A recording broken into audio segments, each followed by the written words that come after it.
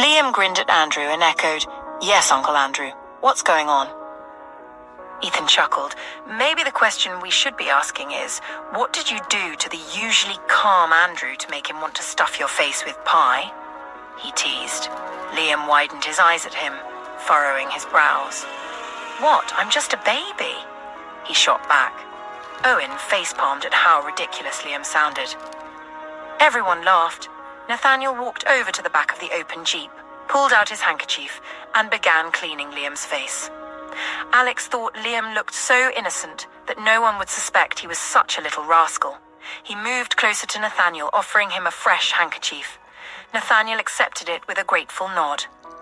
"Sorry you have to see that, boss," Andrew said apologetically. Nathaniel chuckled. "I'm pretty sure he did something to deserve it. Right, Owen?"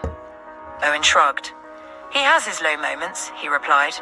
Nathaniel chuckled, knowing this was Owen's way of staying neutral.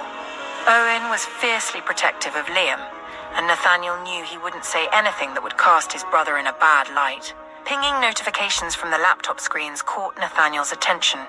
He watched as Owen tapped a few keys on the keyboard to bring up the comments section of the site he was on. He paused, his brows furrowing as he realized it was the Truth Seeker 22 social account where Cooper's nonsense was being live-streamed.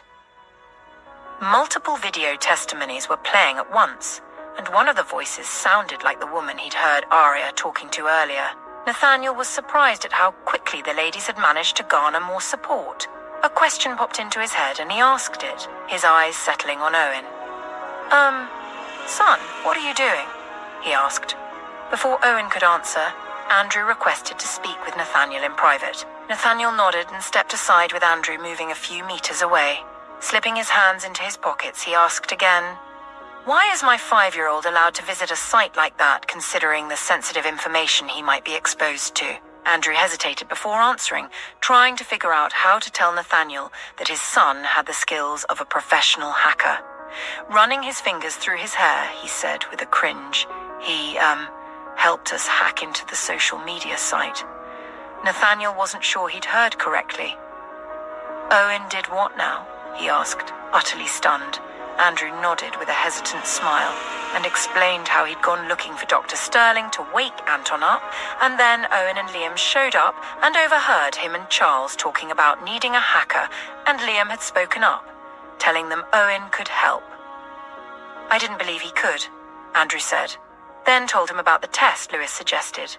Andrew thought Nathaniel looked like he might want to sit down. Nathaniel glanced in the direction of the jeep and saw that the twins had climbed out and were looking back at him from a distance. "You're telling me my 5-year-old was able to get into the precinct's criminal records site?" Nathaniel repeated in awe. "I'm still thinking I'm in some kind of dream," Andrew replied, chuckling. Nathaniel wasn't sure how to feel. He was incredibly proud of Owen's skills, but the level of intelligence Owen had also scared him. "Okay, I think that's the end of leaving him alone by himself," Nathaniel muttered to himself. "Why did Liam get a pie in the face, though?" Nathaniel asked in amusement. Andrew laughed and explained that Liam had been pestering him and making outrageous demands. "Cuban cigars, really? What could he possibly know about cigars, that little imp?" Nathaniel said with a chuckle. "Gosh, I am in so much trouble," he added. Locking eyes with Andrew, he continued, "I'd really appreciate it if we kept this between us. Arya can't find out. She'd have a heart attack." Andrew chuckled. "Yes, boss," he replied. The two rejoined the group, and Nathaniel crouched down in front of the boys. Looking them in the eyes, he said, "I am incredibly proud of you, Owen, of both of you. But you know Mom can't find out about this." When Liam's lips stretched into a mischievous grin, Nathaniel, knowing exactly how Liam's mind worked, added, "If you try to tell her to get something out of your uncles, remember they wouldn't be the only ones who would get in trouble." Liam glared at his dad, annoyed that he had ruined his plans. He had intended to make Uncle Andrew treat him like a king and give him whatever he wanted. He scrunched up his face in frustration and crossed his small arms over his chest. Nathaniel cupped the side of Liam's face and kissed his forehead, chuckling. Lewis picked Liam up and said, "Don't worry, buddy. You can ask me for anything you want." "You probably shouldn't say things like that to him, Uncle Lewis." "A promise is a debt, after all," Owen said. Alex exchanged a glance with Nathaniel, a proud smile lighting up his face. Ethan moved closer to Nathaniel and whispered, "Would you be incredibly upset if I stole him?" He quipped, gesturing to Owen. Alex and Nathaniel chuckled. "Aria would murder you," Alex responded. Meanwhile, early on, back at the Hawthorne residence, after Aria had convinced the woman to give video testimony, she gave her an email address that Dawn had created on the spot. The woman was asked to send her account details and contact information. After the recording, they thanked the woman and promised to get back to her within the hour. As they were about to shut down, an email came in containing the phone numbers of people the woman thought would be willing to give video testimony. Among them were the parish leader of the town, one of the police sergeants, and 2 others who also wished to remain anonymous. Aria promised to donate something to the town's parish and to see to a few things the sheriff's office needed. Soon they had 5 testimonies. Anna quickly sent them to Andrew before logging on to the Truth Seeker 22 MeTube channel. Shortly after, they saw the screen glitch briefly before thumbnails of the videos started appearing.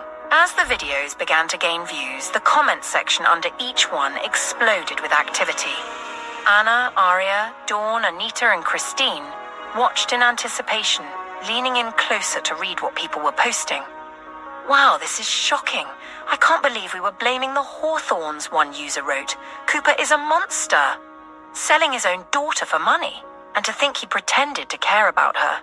Despicable," another chimed in, followed by about 5 angry emojis. Another comment popped up, "Justice for Charlotte Cooper."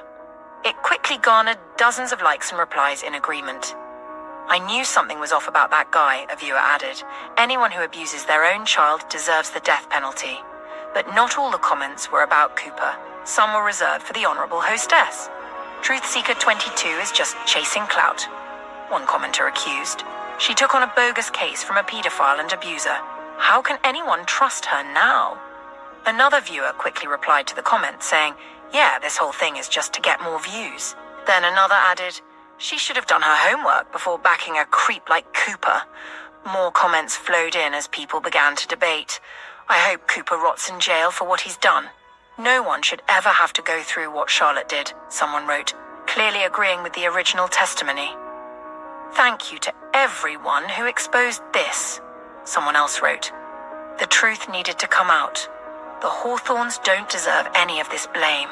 Anna giggled with glee as they all watched the tide of the conversation shift from blaming the Hawthornes, the so-called rich scums, to calling for Cooper's arrest and justice for Charlotte Cooper.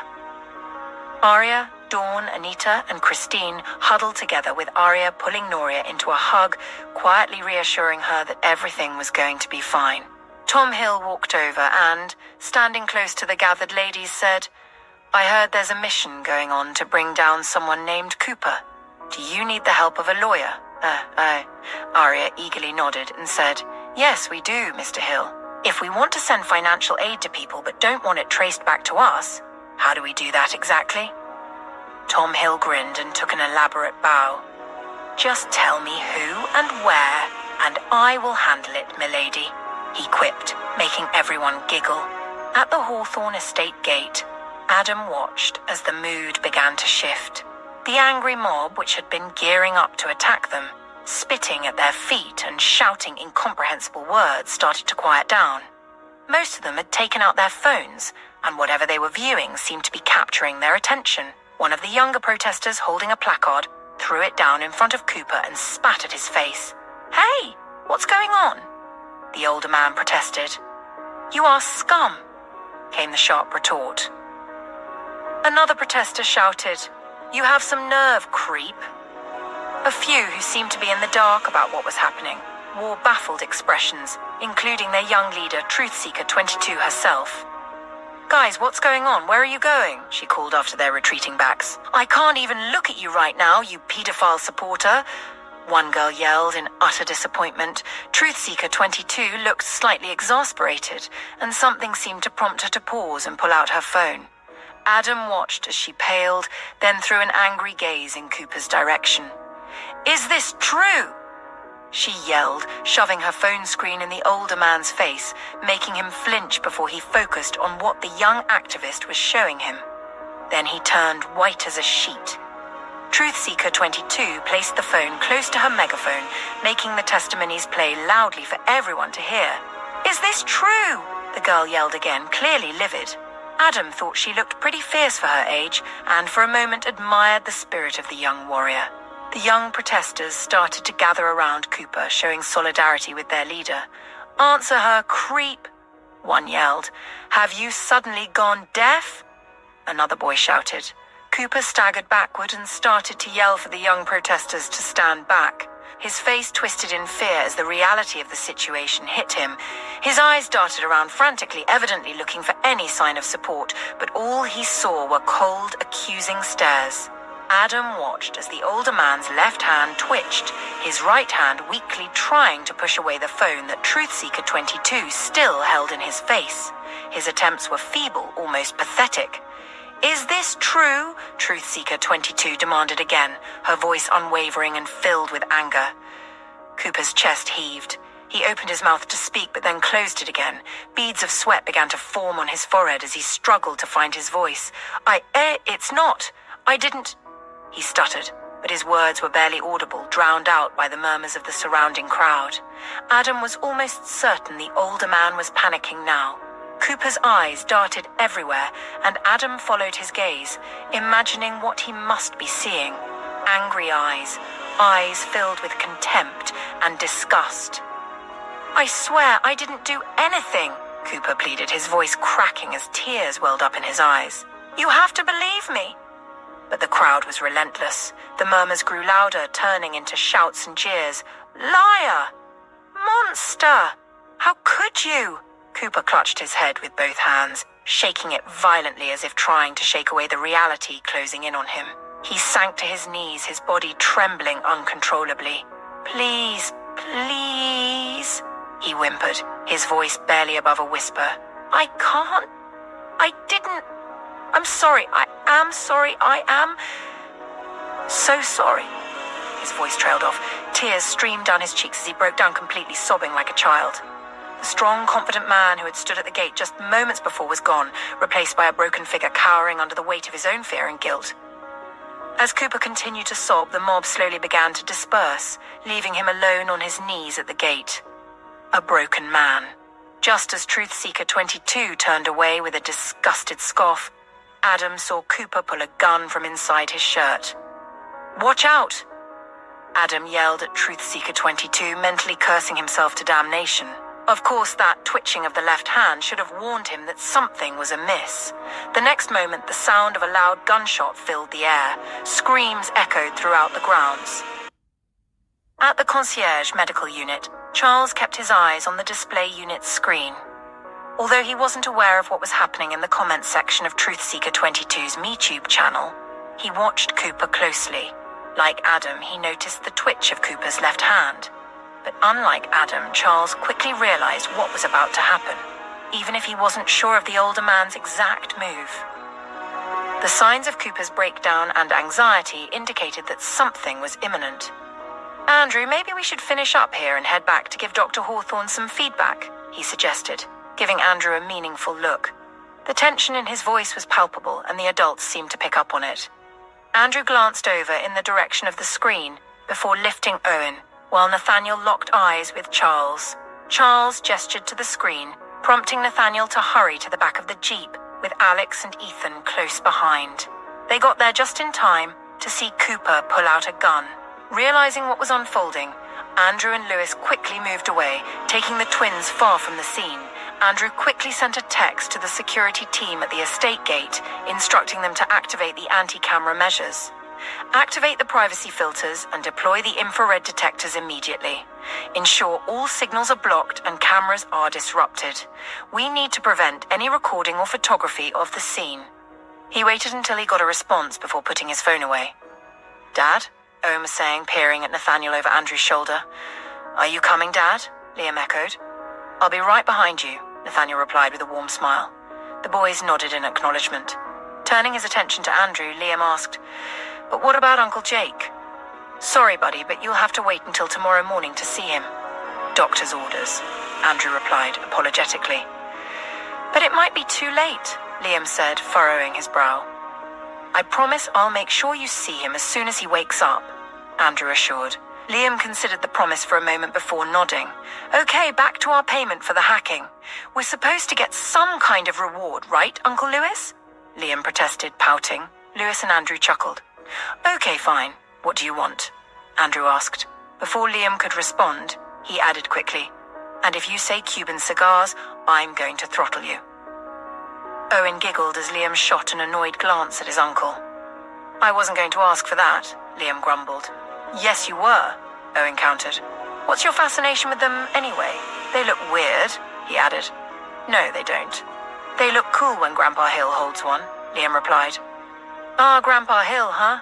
I'm starting to think I should be protecting you from his influences, Andrew said, moving closer to Lewis. The two walked side by side, putting some distance between themselves and the jeep. They were about 10 meters away when they heard the unmistakable sound of a gunshot from the direction of the jeep. Andrew and Lewis exchanged worried glances, but Liam's chatter helped keep the twins occupied.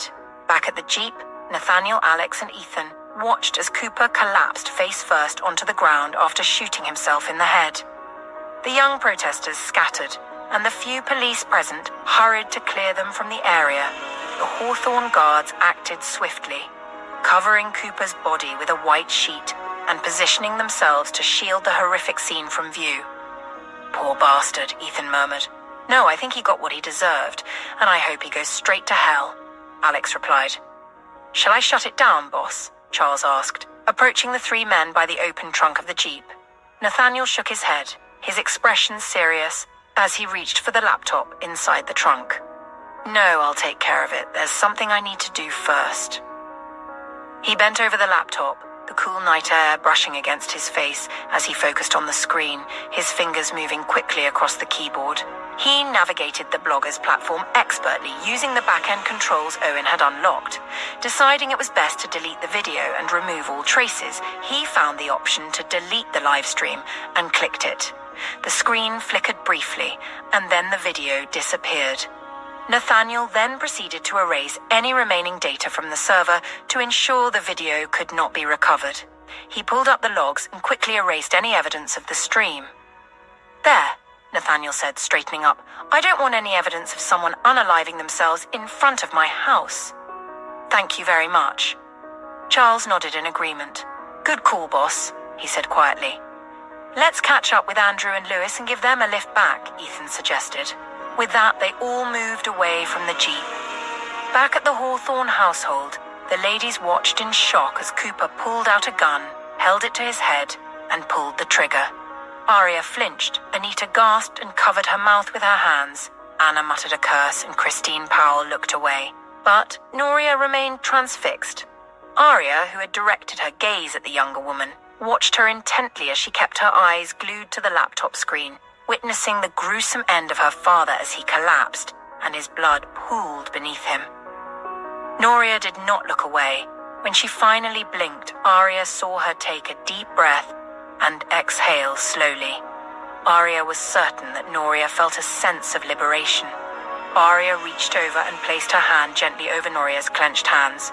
Noria looked at her, tears streaming down her face, and whispered, "You freed me in totality." Aria's eyes filled with tears as her heart ached, imagining the horror Noria must have endured and the relief she must feel now. Aria pulled Noria into a hug, and one by one, the other ladies joined in, forming a comforting group embrace. "It's over. You are safe now," Aria murmured with deep emotion. Noria nodded in acknowledgement.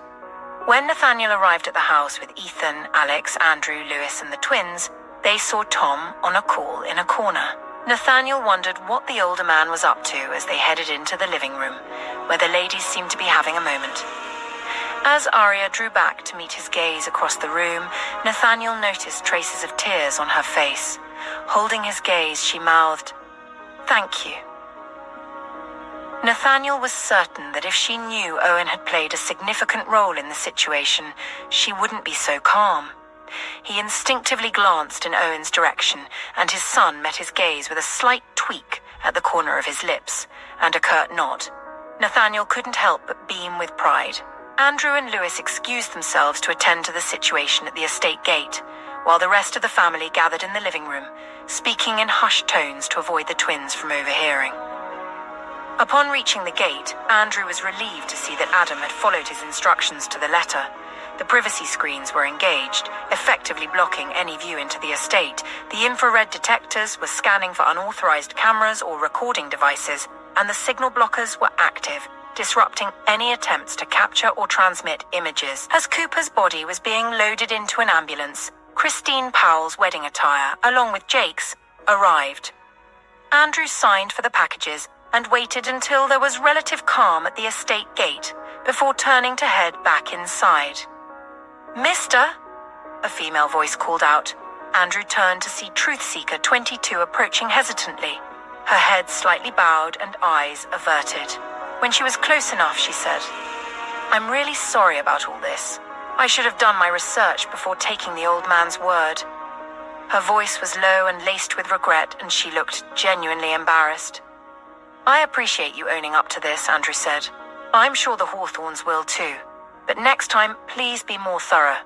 The people living here are decent, and sensitive issues like this can cause a lot of damage and need to be handled carefully." She nodded, keeping her eyes down. "You're fortunate the Hawthornes aren't pursuing charges. This situation could have ended much worse. The old man could have hurt you or someone else. Please gather the rest of your people and leave," Andrew added, turning to walk away. The lady called out to him again, and he stopped to look at her with a furrowed brow.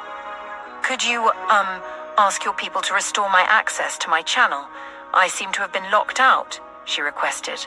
Andrew ensured his expression remained neutral.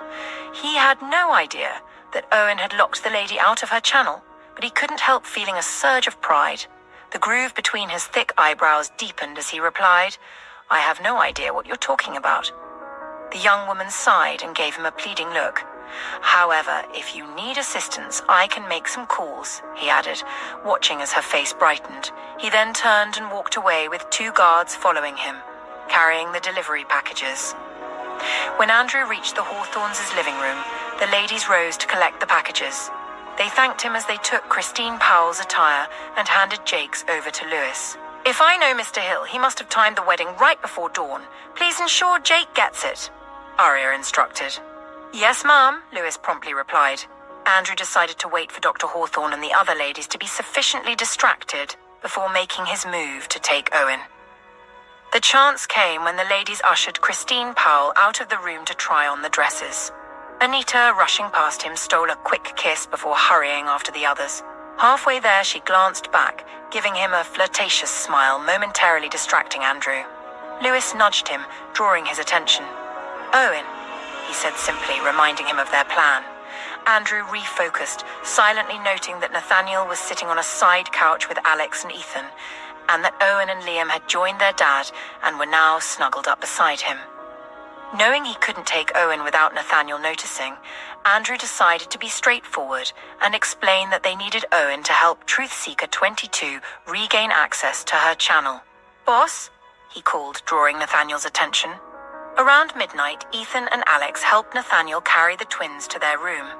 Nathaniel made sure they followed their nightly routine, including brushing their teeth, bathing, and getting into pajamas before tucking them into bed. Alex and Ethan, seated on a side couch, watched with amusement as Nathaniel read bedtime stories to help them fall asleep faster. "Good night, Daddy.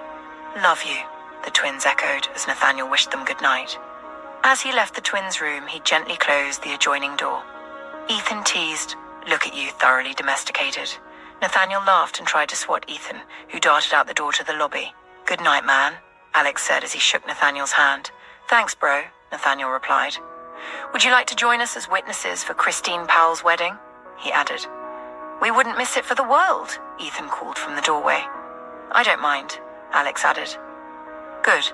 See you in a few hours then," Nathaniel replied. "Remind me, why does she need to sneak around again?" Ethan quipped. "You should ask Tom Hill that." "I'm just following orders," Nathaniel responded. Ethan shuddered dramatically. "That old man scares me." "I'm not going to lie," he said. When Ethan noticed Nathaniel and Alex watching over his shoulder, he sighed. "He's right behind me, isn't he?" Tom chuckled. "Thanks for the heads up, Blackwood," he said from behind Ethan, making him flinch. Nathaniel and Alex laughed. After Ethan and Alex left, Tom Hill said to Nathaniel, "The players are set and ready to play." Nathaniel nodded in understanding. "And please let Dr. Hawthorne know I delivered her message," Tom added with a slight nod before leaving. Nathaniel let out a tired sigh and shut the door behind him. He headed to the bathroom and began to undress. A few minutes later, standing naked under the shower, with his palms pressed to the marble wall, he felt a warm thrill as Arya slipped under his outstretched arms, pressing her back to his front. Nathaniel let out a shaky breath and wrapped his arms around her, lowering his head to bury his nose in her hair, inhaling her sweet scent. "My love," he rasped, feeling her tremble in his firm embrace. When she tilted her head to look up at him, he took her lips in an urgent, fervent kiss. She whimpered with pleasure against his mouth. Jake woke up to the feel of someone prying his eyelids apart. With fluttering eyelids and a sigh, he opened his eyes. For a moment, he forgot where he was, but Liam Hawthorne's little face coming into view made his lips stretch into a smile. Then the memories came crashing back. He was in the concierge medical unit receiving treatment for some toxin they had been exposed to. He was going to be a father of 2 babies, and he had asked Christine to marry him. The last thought actually made his eyes widen, and he tried to sit up, only for Liam to sit on his chest, leaning forward to frame Jake's face with his small hands. "You are really, really comfortable for a man whose life is literally on fire," Liam said. A light chuckle from around the bed drew Jake's attention, and he darted his gaze about, noting Andrew standing at the foot of his bed with Charles. Aidan, Jordan, and Anton were up too, sitting on their beds, and by the look of it, they had just woken up as well. Jake didn't fail to notice that Charles and Andrew were dressed, along with Liam and Owen, who was also by his bedside. "That's, way dramatic, kid." "What did I do?" Jake rasped. "What didn't you do, Uncle Jake? What were you thinking, agreeing to marry Miss Powell?" Liam said. "And getting her pregnant?" Owen added with a scowl. "Yeah, that too," Liam echoed. "What do we even know about this woman? She could be anything. A spy, a Jezebel, a cunning madam making you do as she wanted," Liam said. Jake tried to keep a straight face. "Okay, so that's what this is about. I can assure you she isn't making me do anything I don't want to do," Jake replied. "Really? Uncle Jake, she's a Scorpio, and you're a Leo. According to astrology, that's like oil and water. Scorpios are intense, secretive, and manipulative, while Leos are straightforward, confident, and hate mind games. It's a recipe for disaster," Liam insisted. "Well, it's a good thing I don't believe in astrology," Jake replied. "How do you even know this stuff?" he added, sounding incredulous. "The internet, Uncle Jake." "You should be using it more," Liam replied. "We found one of her comments on a post on Twitter where she confirmed she's a Capricorn." He swatted Jake on the chest, making him flinch and chuckle softly. "Just because you don't believe in something doesn't mean it can't affect you, Uncle Jake," Owen chimed in. "Exactly," Liam agreed, swatting his uncle on the chest again. "What Owen said." "I'm gonna need you on my side, buddy," Jake said, looking at Owen, who raised an eyebrow at him. "You'll have to give us a good reason," Owen replied. "All right, how's this? I really, really like her. She makes me happy. She's funny, and she's a genuinely good person. I've known her since back when your dad was still in university, so it's not like she's a stranger." "Trust me, I'm sure about this," Jake explained. "Well, there's not much you can do now, seeing as she's carrying your child," Owen said, his tone a bit accusatory. Liam frowned.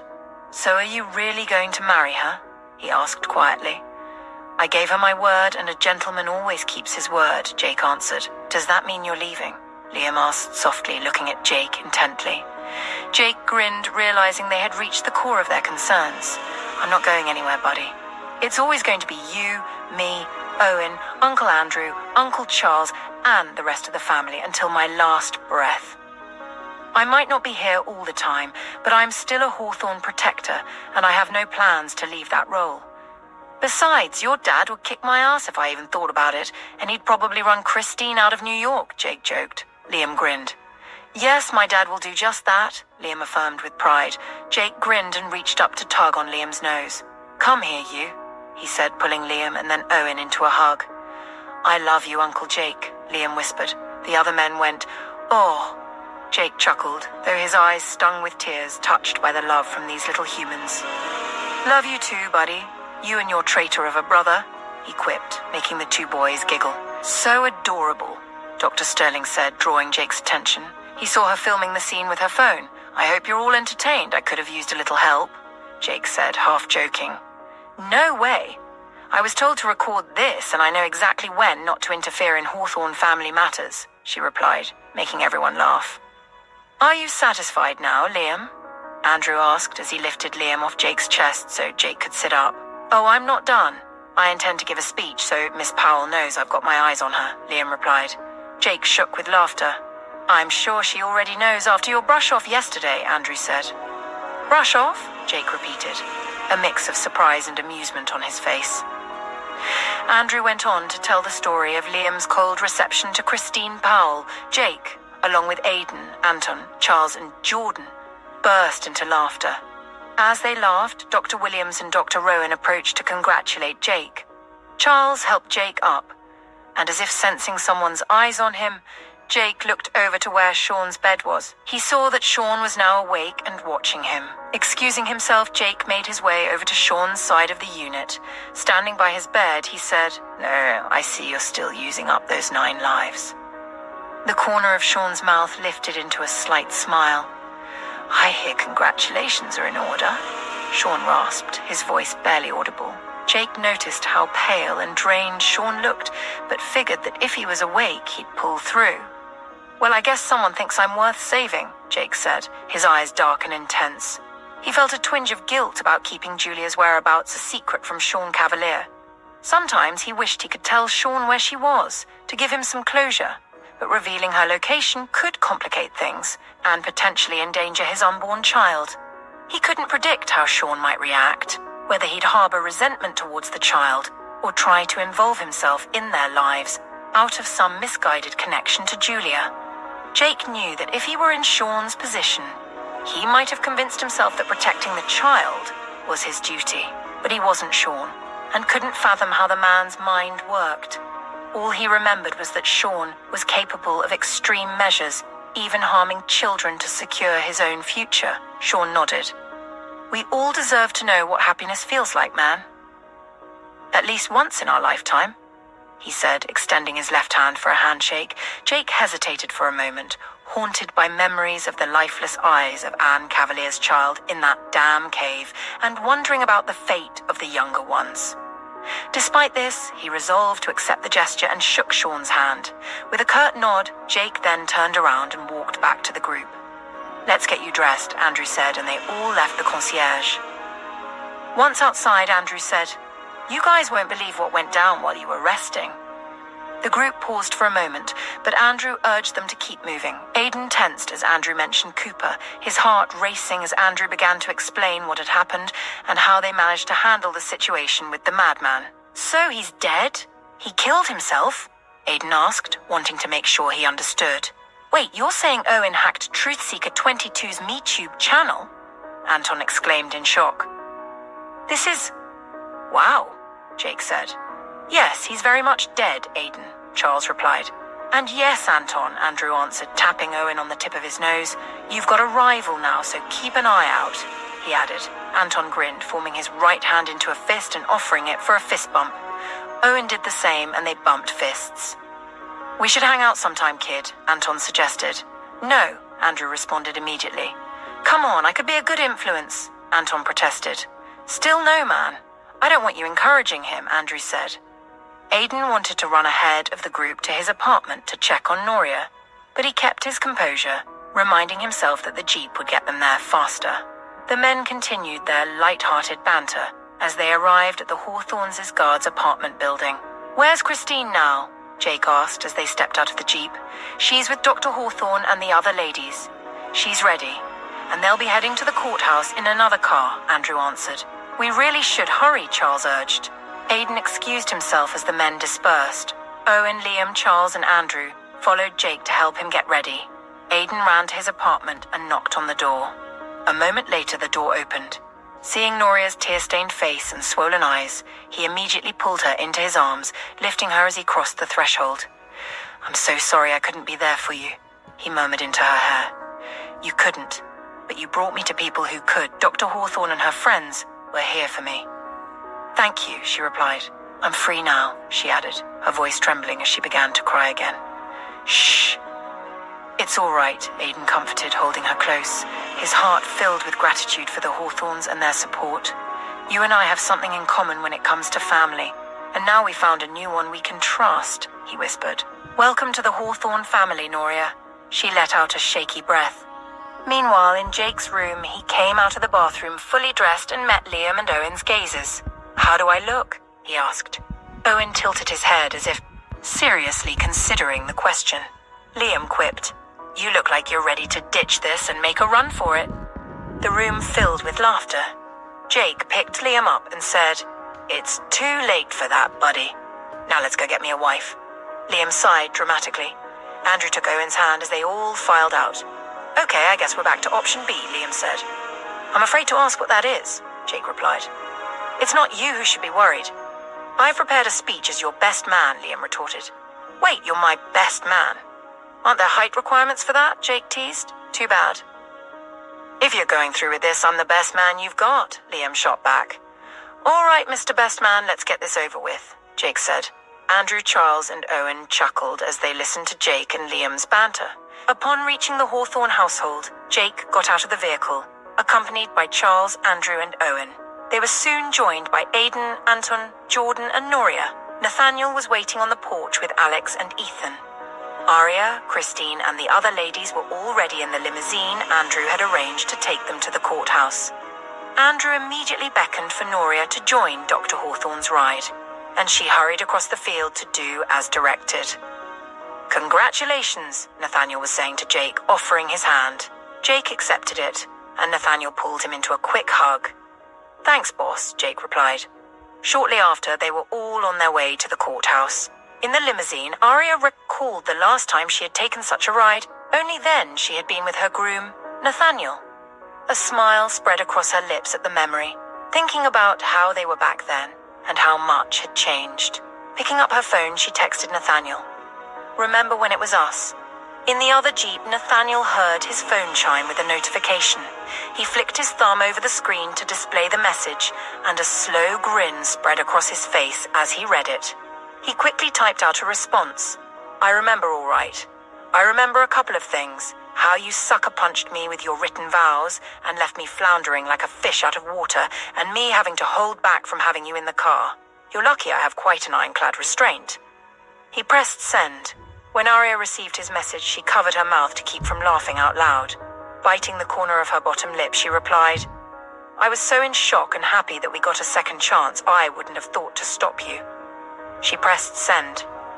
Nathaniel, upon reading her message, chuckled to himself, his heart soaring at her admission. He replied, That's good to know, Mrs. Hawthorne, but you know what's unique about memories. They can be reenacted. He sent the message, smiling to himself. What are you grinning at your phone like that for? Ethan asked, trying to peek at the screen. Nathaniel shoved him back, making everyone laugh. You're asking to be killed right now, Alex joked. He's obviously chatting with Aria. Remember how the two of them were back then? We'd all be in the same location, at the same table, and they'd be chatting away on their phones with each other, Alex said. Yeah, I remember it being quite annoying, Ethan added. Nathaniel shot him a threatening stare, and Ethan raised his left eyebrow in defiance.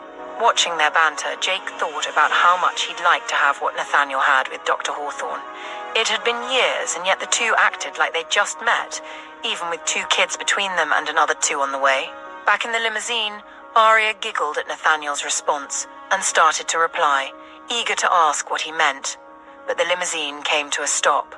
Looking out, Aria realized they were at the courthouse. Here we are, ladies, Tom Hill, who was in the front seat of the limousine, announced as the dividing panel lowered.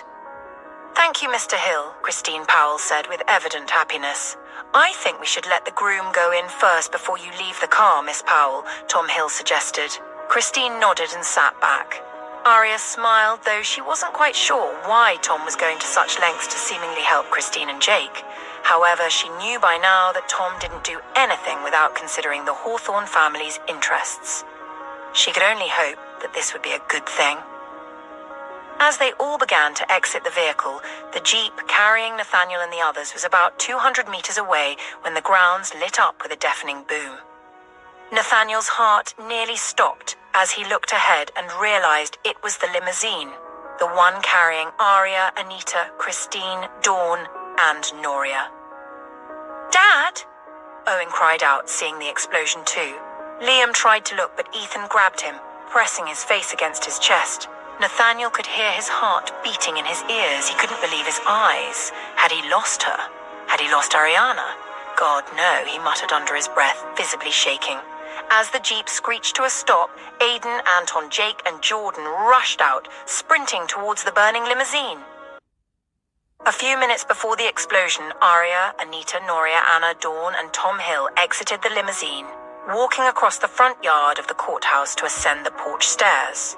As they reached the top of the stairs, Aria noticed that the Jeep carrying Nathaniel, the groom, and the others had yet to arrive.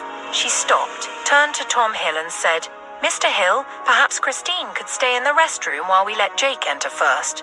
It's rather quiet out here, don't you think?" Tom nodded and replied, "Good thinking, Dr. Hawthorne.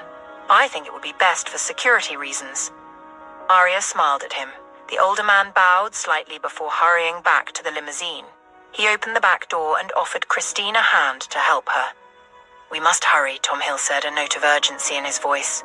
Christine smiled as he helped her out of the car and up the courthouse porch stairs. Anna and Anita, who had gone in ahead, came back to stand beside Aria, watching with smiles as the bride climbed up.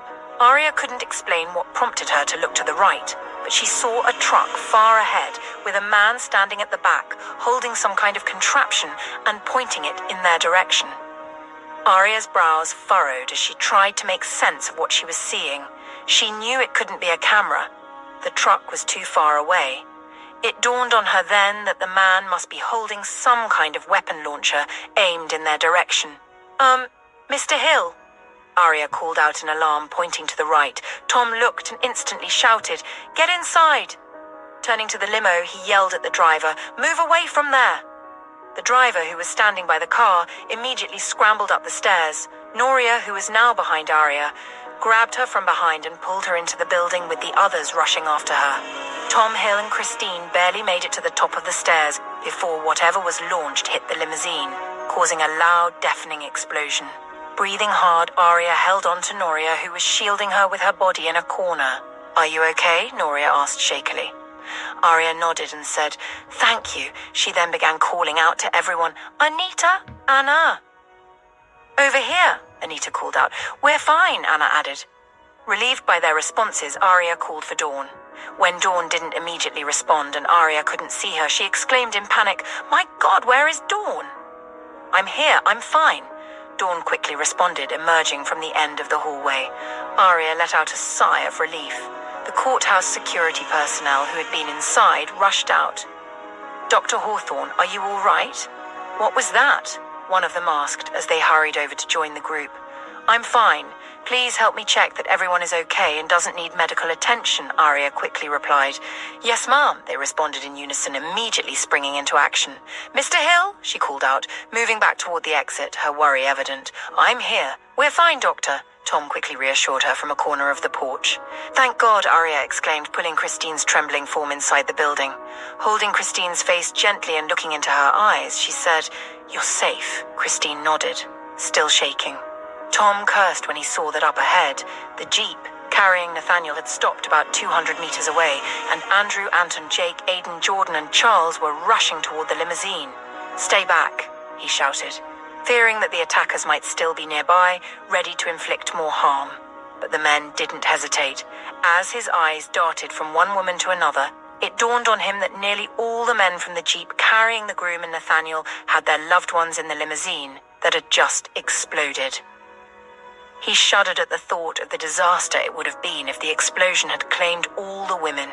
His mind then raced to Nathaniel, who was in the other Jeep, and he realized how Nathaniel must be thinking that his wife had been caught in the blast. "Holy hell, Nate," he muttered under his breath. "Dr. Hawthorne, please come with me now," he said urgently. Noria stayed glued by Aria's side, while the other women remained hidden near the entrance. By the time Tom Hill, Aria, and Noria reached the side of the road, Andrew, Charles, Jordan, Jake, Aidan, Anton, and Alex were already there. "Jesus, Jesus!" Andrew exclaimed in relief when he saw that Dr. Hawthorne, along with Anita, Dawn, Anna, Noria, and Christine, was unharmed. "Christine!" Jake yelled. "Anna!" Alex called out. The women appeared at the top of the stairs just behind the pillars, showing their loved ones they were safe. Alex rushed up the stairs and pulled Anna into a tight, nearly crushing embrace. "I'm fine, baby," Anna whispered reassuringly, feeling Alex trembling. I thought, was all Alex could manage to say. Anna held on tightly to him in understanding. Jake, Andrew, and Aidan did as Alex, rushing up to hold their partners tightly. Anton held back, but the look he exchanged with Dawn, who was looking back at him, spoke volumes. His broad chest heaved as he swallowed hard, his eyes locked onto hers as she silently assured him she was okay. "There's a truck down there. The explosive came from it," Aria quickly informed them. Jake pulled away from Christine and started taking off his suit jacket. The other men, as if on cue, began doing the same. "No," Aria said, raising her hand to stop them, knowing they were about to pursue the attackers. "There's a camera over there and another one there," she pointed to a street lamp about 300 meters away. "It must have captured the men. We're here for something good today, and we're going to do it, damn it," Aria insisted. "Call the cops, Andrew, and let them handle it," she added. Jake wasn't sure he wanted the police to handle this situation. Whoever these people were, they had tried to kill his bride and his brother's partners. This was definitely not something for the police, he thought. However, he understood Dr. Hawthorne's caution. They might be walking into a trap, and there was no telling who these attackers were or how they had found out about their plans. With the Kimuras no longer in the picture, one might think they could relax, but Jake knew Andrew would never let his guard down. That vigilance had kept them safe for years, ensuring nothing was overlooked, especially for an event like this, so there had to be a security breach somewhere. Otherwise, how could this have happened without anyone noticing? And most importantly, who were these attackers? Breathing hard, Andrew's mind raced as he wondered if he had missed something. He had ensured that none of their phones or systems could be hacked to reveal their movements. So how did this happen? His eyes fell on Christine. Her visit to the estate, although planned by Andrew, could have been the weak channel. There was no way to know if she was being tracked. Although the threat against her and the Harvard alumni had been dealt with, she was still a Powell. "Miss Powell, are you okay?" Andrew asked, approaching her. She nodded, visibly shaken. She had just narrowly escaped being killed horrifically, and Andrew could see her hands trembling as she clutched her small purse. "May I take a quick look at your phone, please?" Andrew asked. Christine handed over her phone without hesitation. He quickly unlocked the screen, and the notifications appeared, showing unread messages. One message received just a few minutes earlier caught Andrew's attention. He clicked on it, finding exactly the evidence he was looking for. Aidan felt as though he had died 1,000 deaths when he saw the explosion.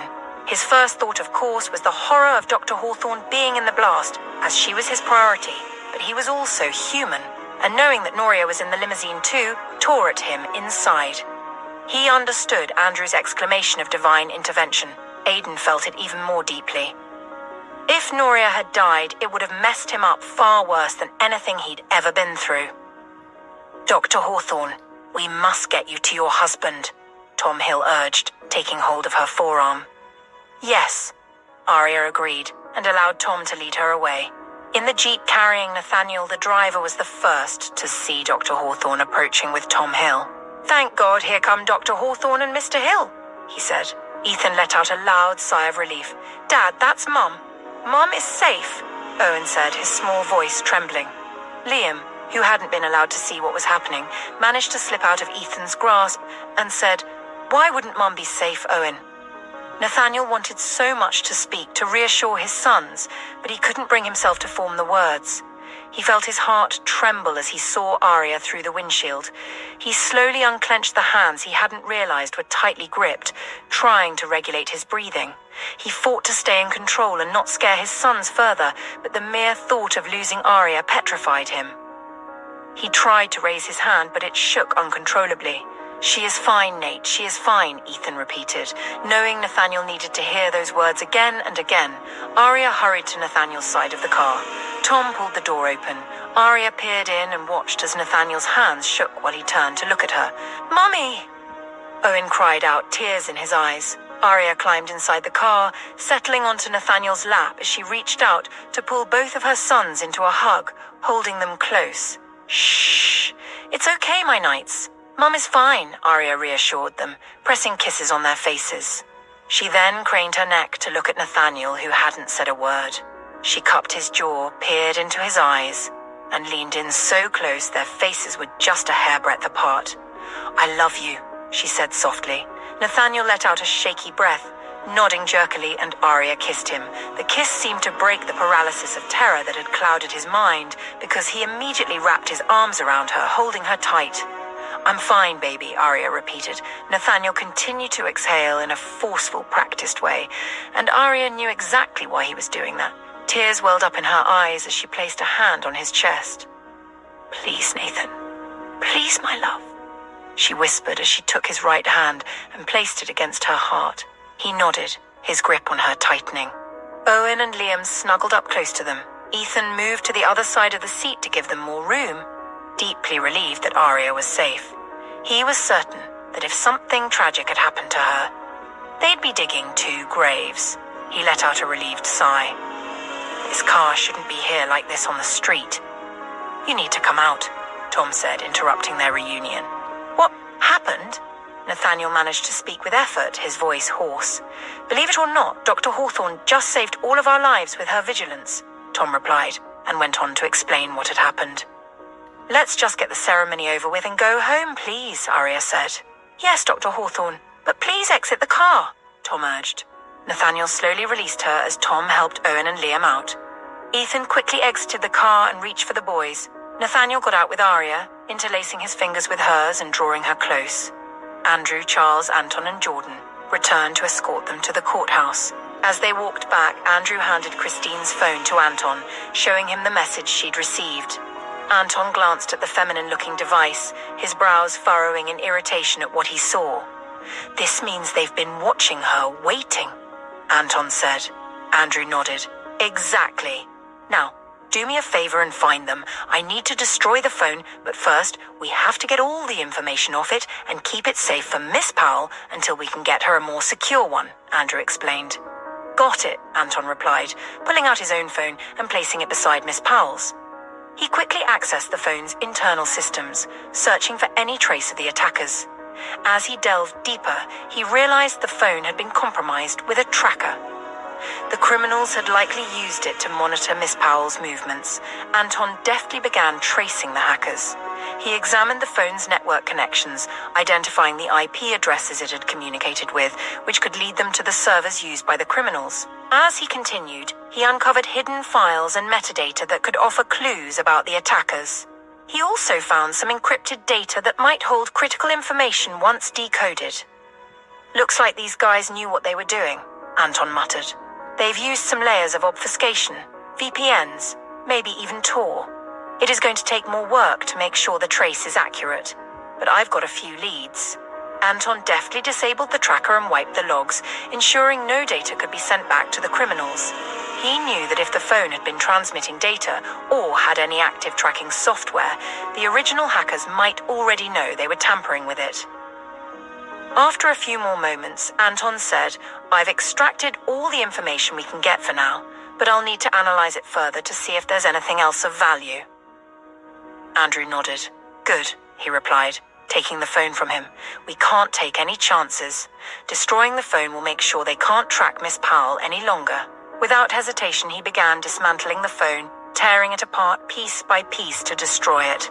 Nathaniel watched as Andrew tossed the components onto the sidewalk, wondering whose phone it was and why it was necessary to destroy it.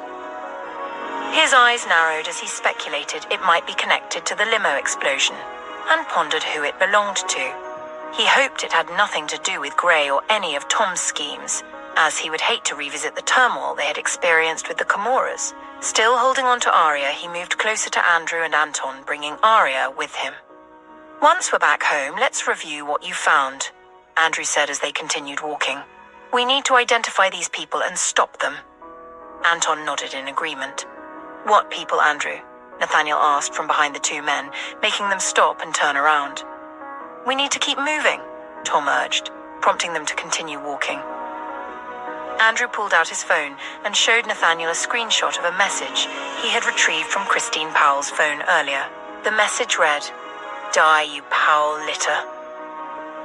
Nathaniel released a deep sigh, relieved that it wasn't something he or Tom had caused, but rather Christine dealing with the fallout from her grandfather's actions. The police Andrew had called arrived shortly, and he stayed outside to answer their questions while the others proceeded inside for the ceremony. Jake stood by as Tom and Nathaniel conferred with the judge. Dr. Hawthorne, Miss Anita, Miss Anna, and Miss Dawn went to prepare Christine for the ceremony. Liam and Owen, who were with Alexander Sterndal and Ethan Blackwood, waved at him. Jake managed to smile and waved back. The day had taken an unexpected turn and seemed to have dampened the little boy's spirits, but the ladies were determined to see the event through. As he made to move to join Owen, who looked a bit shaken, Jake noticed Mr. Hill's daughter rushing out to announce the bride's procession. Everyone quickly took their positions as Christine was ushered in, framed by Miss Anna and Miss Anita. Dr. Hawthorne remained behind with Noria and Dawn, though he wished it could be her handing Christine to him. Jake's gaze settled on Christine. Even though he had seen her earlier, he hoped that moment wouldn't prove to be a bad omen. She appeared regal, her veil gently obscuring her face while still allowing her delicate features to peek through.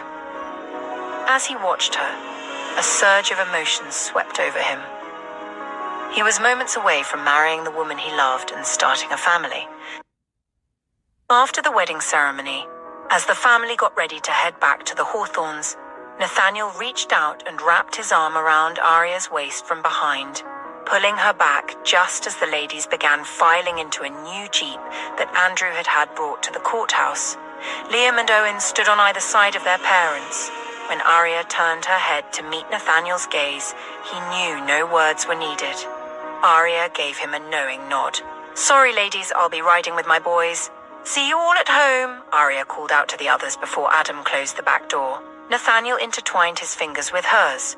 Owen held her other hand on one side, while Liam reached up to slip his hand into his father's free hand, and together they made their way to the Jeep that had brought Nathaniel. Alex and Ethan rode with them, while the newlyweds were given a Bentley for the ride back to the house. In the car carrying Nathaniel and his family, Aria snuggled up to him, and he held her tightly, needing to feel her warmth and hear her gentle rhythmic breathing for his sanity. "I didn't get to make my speech," Liam said, sounding disappointed. "Don't worry, sweetheart. You'll get your chance at the celebratory breakfast at home," Aria replied, reaching over to run her fingers through his curls. "But it's kind of pointless now that the marriage has already happened," Liam grumbled. "What exactly is in this speech of yours?" Ethan asked, a hint of concern in his voice. "I think it's mostly threats," Owen interjected, sounding indifferent. He, too, had been excited to take part in the ceremony, presenting Uncle Jake's ring, but after witnessing the explosion of the car his mum had been in, nothing else mattered to him now. Even though his dad had tried to hide his fear and panic, Owen knew that was why his dad had stayed put. Otherwise, why would Uncle Ethan have had to keep repeating that his mum was fine? Owen understood that his dad's health was fragile, and his mum always seemed to make him better. He figured that was why she had to go to him, and that was when he started breathing normally again. Owen was concerned that his dad might be sick again, and he was uncertain whether he was prepared to take on the responsibility of caring for the family, as his dad had asked before they went to Riverview.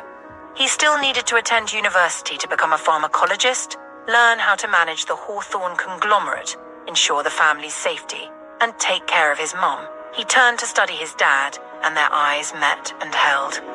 "Are you okay, Daddy?" he asked.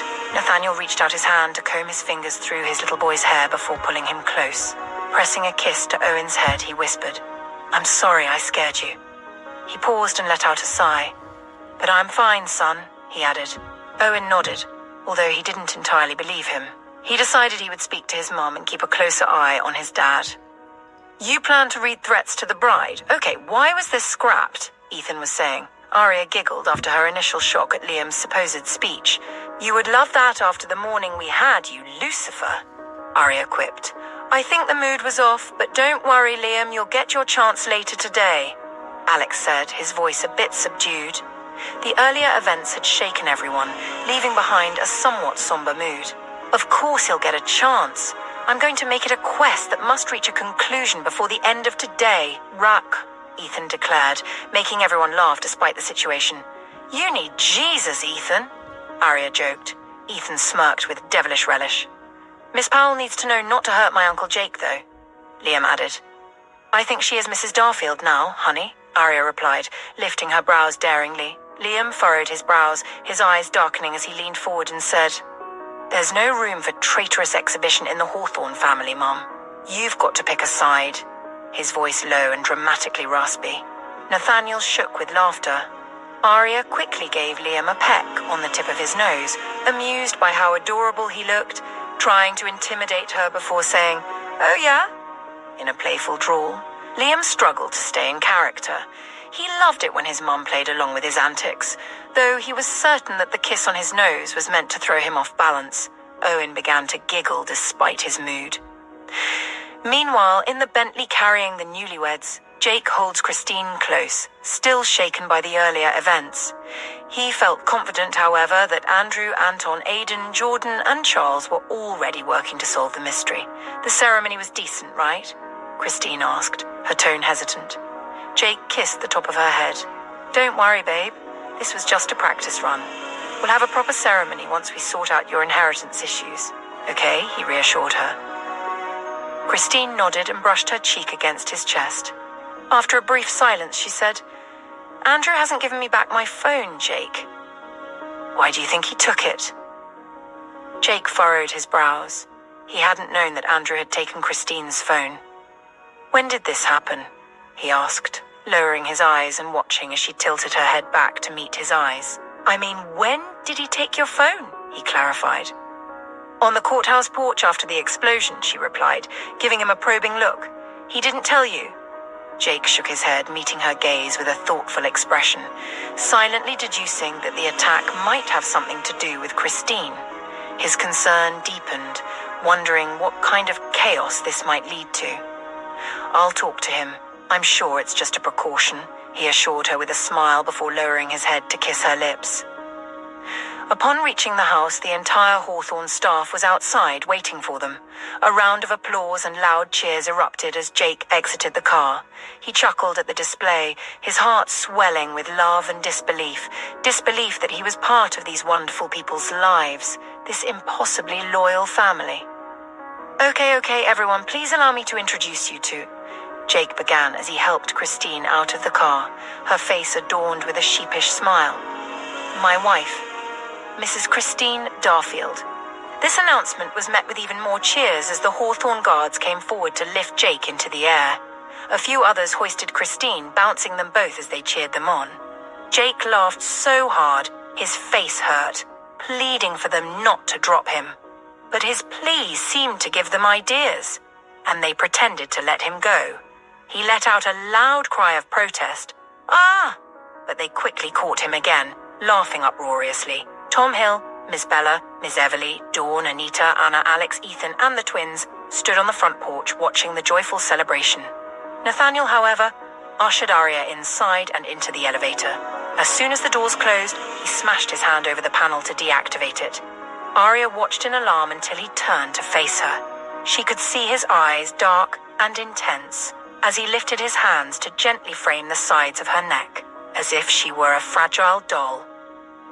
He then lowered his head and captured her lips in a kiss that started slow but quickly grew hurried and fervent. "I need to feel you. All of you," he rasped against her lips, his voice low and almost inaudible as he bunched the fabric of her dress at her hips and pulled it up. Arya kissed him back, reaching for his belt in a hurried move.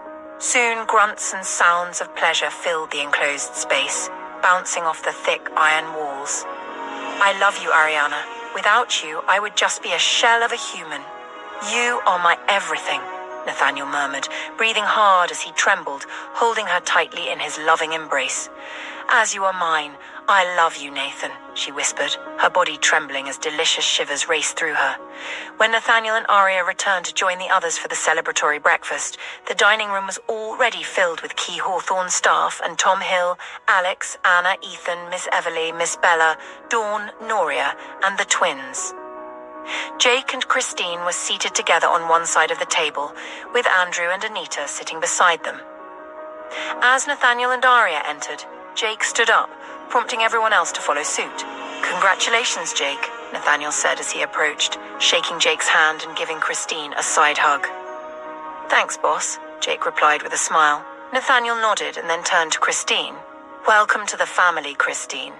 I trust you've heard of the Hawthorne midnight swearing ceremony?" Christine's eyes widened in surprise as she repeated, "Swearing ceremony? That sounds like an initiation." Jake tried to keep a straight face to maintain the suspense. "Yeah," Nathaniel confirmed casually. Christine swallowed nervously. "You're not going to trick me into drinking blood, are you?" she asked, her eyes narrowing in suspicion. "Not human blood, obviously," Ethan teased from his seat. Christine looked from Nathaniel to Jake and then to Arya, who was trying to avoid eye contact. The men managed to maintain their composure, but Arya couldn't help bursting into laughter. "Sorry," Arya said, covering her mouth as Nathaniel and Jake gave her stern looks. Christine playfully swatted Jake, who grinned and pulled her in for a quick kiss. "I can see Nate teasing me, and everyone knows Ethan is pure evil incarnate," she joked. "Hey!" Ethan protested from his seat. Christine shot him a playful glare before continuing, "But you're my husband, Jake, and you're supposed to be on my side." Tom Hill coughed at her statement.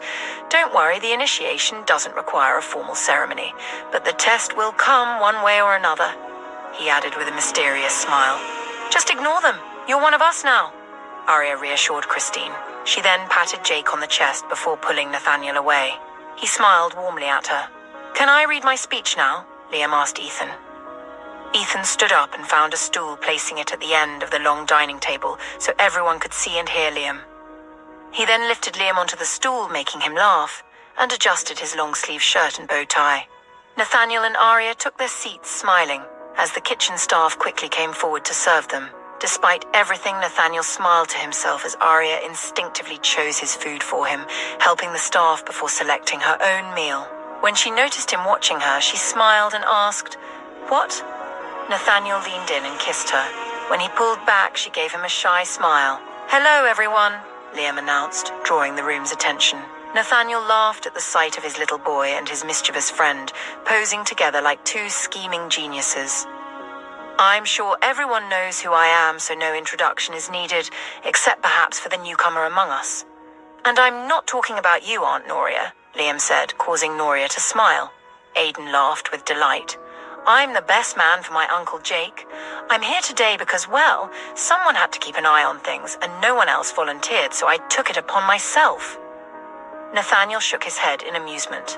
"Now, I have to admit, I've been doing some serious thinking about this whole wedding thing," he said with a mock gesture. "Aunt Christine, you might think your sweet smile and elegant dress are fooling everyone, but I'm 5 years old and not easily deceived. I've seen enough movies to know that people sometimes wear masks, and while yours is pretty and ladylike, I'm not buying it. How many of us have heard the story of the wicked stepmother, who pretends to be nice but is secretly scheming?" When Owen frowned at the analogy, Liam quickly added, "Not a word, Owen. I know she's my auntie, not a stepmother." Laughter filled the dining hall. "So here's the deal, Mrs. Darfield. I'm going to be like a hawk with a magnifying glass, watching your every move and ready to catch you if you make even the smallest mistake. Just so you know, you can't pull any tricks and get away with it here. Not on my watch." Ethan gave him a fist bump. Arya laughed, shaking her head. "But seriously, Uncle Jake, you must have found something special in Aunt Christine. If you've managed to overlook the warning signs I've mentioned, she must be something truly extraordinary. So to both of you, may your life together be filled with joy and laughter. And Aunt Christine, I hope you prove me wrong and are as wonderful as everyone expects. If not, I'll be here waiting to see if the stories about stepmothers turn out to be true," he said in a dramatic villain tone. Christine shook with laughter. Here's to a lifetime of love and no sneaky tricks from Mrs. Darfield. Cheers! Jake threw his head back, laughing, as Liam raised his glass of milk with a confident grin, and the room barked in laughter and applause. Hear, hear! Charles cheered, joined by Aidan, Lewis, and the others. Jake got up, walked over to Liam, shook Ethan's hand, and lifted Liam up, making him giggle as he placed him over his shoulder and carried him to Christine, who was laughing and clapping along with the others. Jake made sure Liam's face was at Christine's level and said, "Okay, kiss and make up." Liam giggled as Christine showered him with kisses. Then, looking into his eyes, she said, "I promise we can both love him without stepping on each other's toes." Liam narrowed his gaze. "We'll see, Mom. We'll see." Jake hugged him tightly, his heart full of love for the little rascal. Nathaniel exchanged a loving glance with Arya, and they both smiled warmly at each other. Tom Hill waited for the celebratory breakfast to end. When the family and friends moved to the back of the house for the outdoor gathering Dr. Hawthorne had planned, Tom beckoned to Jake. Jake excused himself from Christine and hurried back up the porch to join Mr. Hill. "Is something wrong, Mr. Hill?" Jake asked with concern, his voice tinged with worry. He wondered if it had something to do with the earlier explosion, or if Mr. Hill was about to explain why he had insisted that he and Christine get married that morning. "Let's hope we can avert it," was Tom's response. Jake's brows furrowed in confusion. Tom then signaled to Andrew, who was speaking with Anton in a corner. Nathaniel watched the group from where he sat with Arya and didn't make any move to join them. He figured that if there was a problem requiring his attention, they would notify him. Tom already had a plan and would carry it out without needing his direct involvement. Nathaniel took a sip of the drink Arya had given him and paused, his lips puckering slightly at the tart floral taste. A hint of cranberry-like sharpness hit his tongue, followed by a subtle sweetness that lingered. He looked down into the cup, intrigued by the deep red color of the liquid. "Babe, what is this?" Nathaniel asked. Arya smiled, her eyes twinkling with mischief. "Hibiscus tea. It's great for lowering blood pressure, boosting your immune system, and it's packed with antioxidants. Plus, it's refreshing, don't you think?" Nathaniel sighed. "Can I at least have a shot of brandy first?" he asked. Alex, Anna, Christine, and Ethan chuckled at his pleading tone. "No," was Arya's firm response. But then she kissed him and whispered into his ear, "I want a repeat of our elevator escapade till we're in our late 80s, my love." A slow smile spread across Nathaniel's face, but he tilted his head and whispered back, "You'll need to offer me some kind of compensation in return, though, honey." Arya giggled and whispered sweet, provocative things in his ear, making him slowly slide a hand onto her lap. Both gradually became lost in their own world. Meanwhile, Tom Hill led the Hawthorne bodyguards into Nathaniel's home office, with Aidan closing the door behind them. "Tell me this morning's attack wasn't orchestrated by Mr. Gray, the farmer Hawthorne's shareholder," Tom said, directing his question at Andrew. Jake looked puzzled. "Why would Gray attack us?" he asked, alarmed. "No, it's not Gray," Anton replied. Jake's concern grew as Andrew showed them what they had discovered on Christine's phone. "Damn it," Jake muttered under his breath. "So we almost lost Dr. Hawthorne, Anita, Noria, Miss Morris, and Christine. All because of her grandfather's shady practices?" Jake asked, visibly agitated. "Does the boss know yet?" he added. "Not yet," Andrew said. "Gosh, I really hate this," Jake muttered. "Well, you might hate this even more. I need you all to take a seat," Tom said, prompting wary glances from Andrew, Jake, Charles, Aidan, and Anton. They all found a seat. "I'm sure you're all aware that Gray has been itching to run the show at Farmer Hawthorne for years. A few weeks ago, he started a scheme to reclaim the 20% of shares we bought back from John Davies and sold to Dr. Hawthorne. To do this, he knew he needed an ally, so he reached out to Powell," Tom explained. Jake felt a tight knot in his stomach at the mention of Powell. His breath caught as he listened closely, hoping this wouldn't lead to a betrayal by Christine. He lowered his head, clenched his fist, and waited as Tom continued, revealing that Gray was now targeting Dr. Hawthorne because of Powell's partnership. Jake could almost hear his heart racing as he asked, "Does Christine know about this?" He looked up, meeting Tom's gaze. Tom shook his head. Jake let out a shaky breath. feeling some relief as the tension in his chest began to ease. Actually, it was thanks to her that Nathaniel was able to piece the puzzle together, Tom added. Jake nodded in acknowledgement. What are we going to do about Gray? We can't let him get away with targeting Dr. Hawthorne, Aidan said with a growl. Well, I had a plan involving Andrew and Jake, Tom said, capturing the full attention of Jake and Andrew. I suggested to Nathaniel that Jake should pretend to buy Dr. Hawthorne's shares, Tom continued. Jake straightened up, listening intently. That was before Nathaniel decided we needed to get rid of Gray and remove him from the board, which would leave both John Davies's and Gray's positions vacant. I then proposed that Jake and Andrew buy Gray's shares. But when I went over our books, I realized that Andrew and Jake aren't the only ones who have invested their life savings in Farmer Hawthorne. Aidan, Charles, Anton and Lewis have also heavily invested. Your shares have grown significantly, and if Gray's scheme succeeds, it will affect all of us. So here's the plan, Tom said, laying out the strategy. Nathaniel suggests we hold an auction for Gray's shares, as we should have done with the shares we recovered from John Davies, instead of selling them directly to Dr. Hawthorne. But trust me, I had my reasons then. Now my suggestion is that you, Andrew, Jake, Aidan, Lewis, Charles and Anton will bid on Gray's shares, along with the portion of Dr. Hawthorne's shares Nathaniel may decide to add. Some of you might succeed in securing a part of the shares, but two of you who managed to get a significant portion would not only gain the shares, but also secure a spot on the Farmer Hawthorne Board of Directors. Right now, Andrew and Jake are particularly well positioned for those spots. The men exchanged glances, weighing the implications. Aidan quickly understood that if Tom Hill was suggesting they buy the shares, he believed they had the means to do so. How much am I currently worth, Mr. Hill? Aidan asked hesitantly, his voice tinged with apprehension. Tom grinned and told him. Aidan stood up in shock, then sat back down, looking dazed. Holy hell, he muttered, still trying to process the information. And what about me? Anton asked. Tom was particularly interested in knowing Anton's worth. If the fool was going to be hanging around his daughter, he might as well be worth the inevitable trouble it would cause, Tom told him, and Anton stared back at him stunned. Okay, I think I understand, Mr. Gray now. I'd want to kill for that kind of money. Anton joked bewilderedly, making everyone laugh. Why do we need to take Dr. Hawthorne's shares? Why give in to Gray's threats? Why not just crush that idiot and make him back off? Jake asked in exasperation. Tom was especially pleased with the passion the Hawthorne guards showed in protecting Dr. Hawthorne. Their willingness to go to any lengths for her made it easier for him to reveal the connection between Jake and Christine. Whoa! What do you think will happen when Powell finds out you've bought a significant amount of Dr. Hawthorne's shares, Jake? Understanding dawned on Jake then.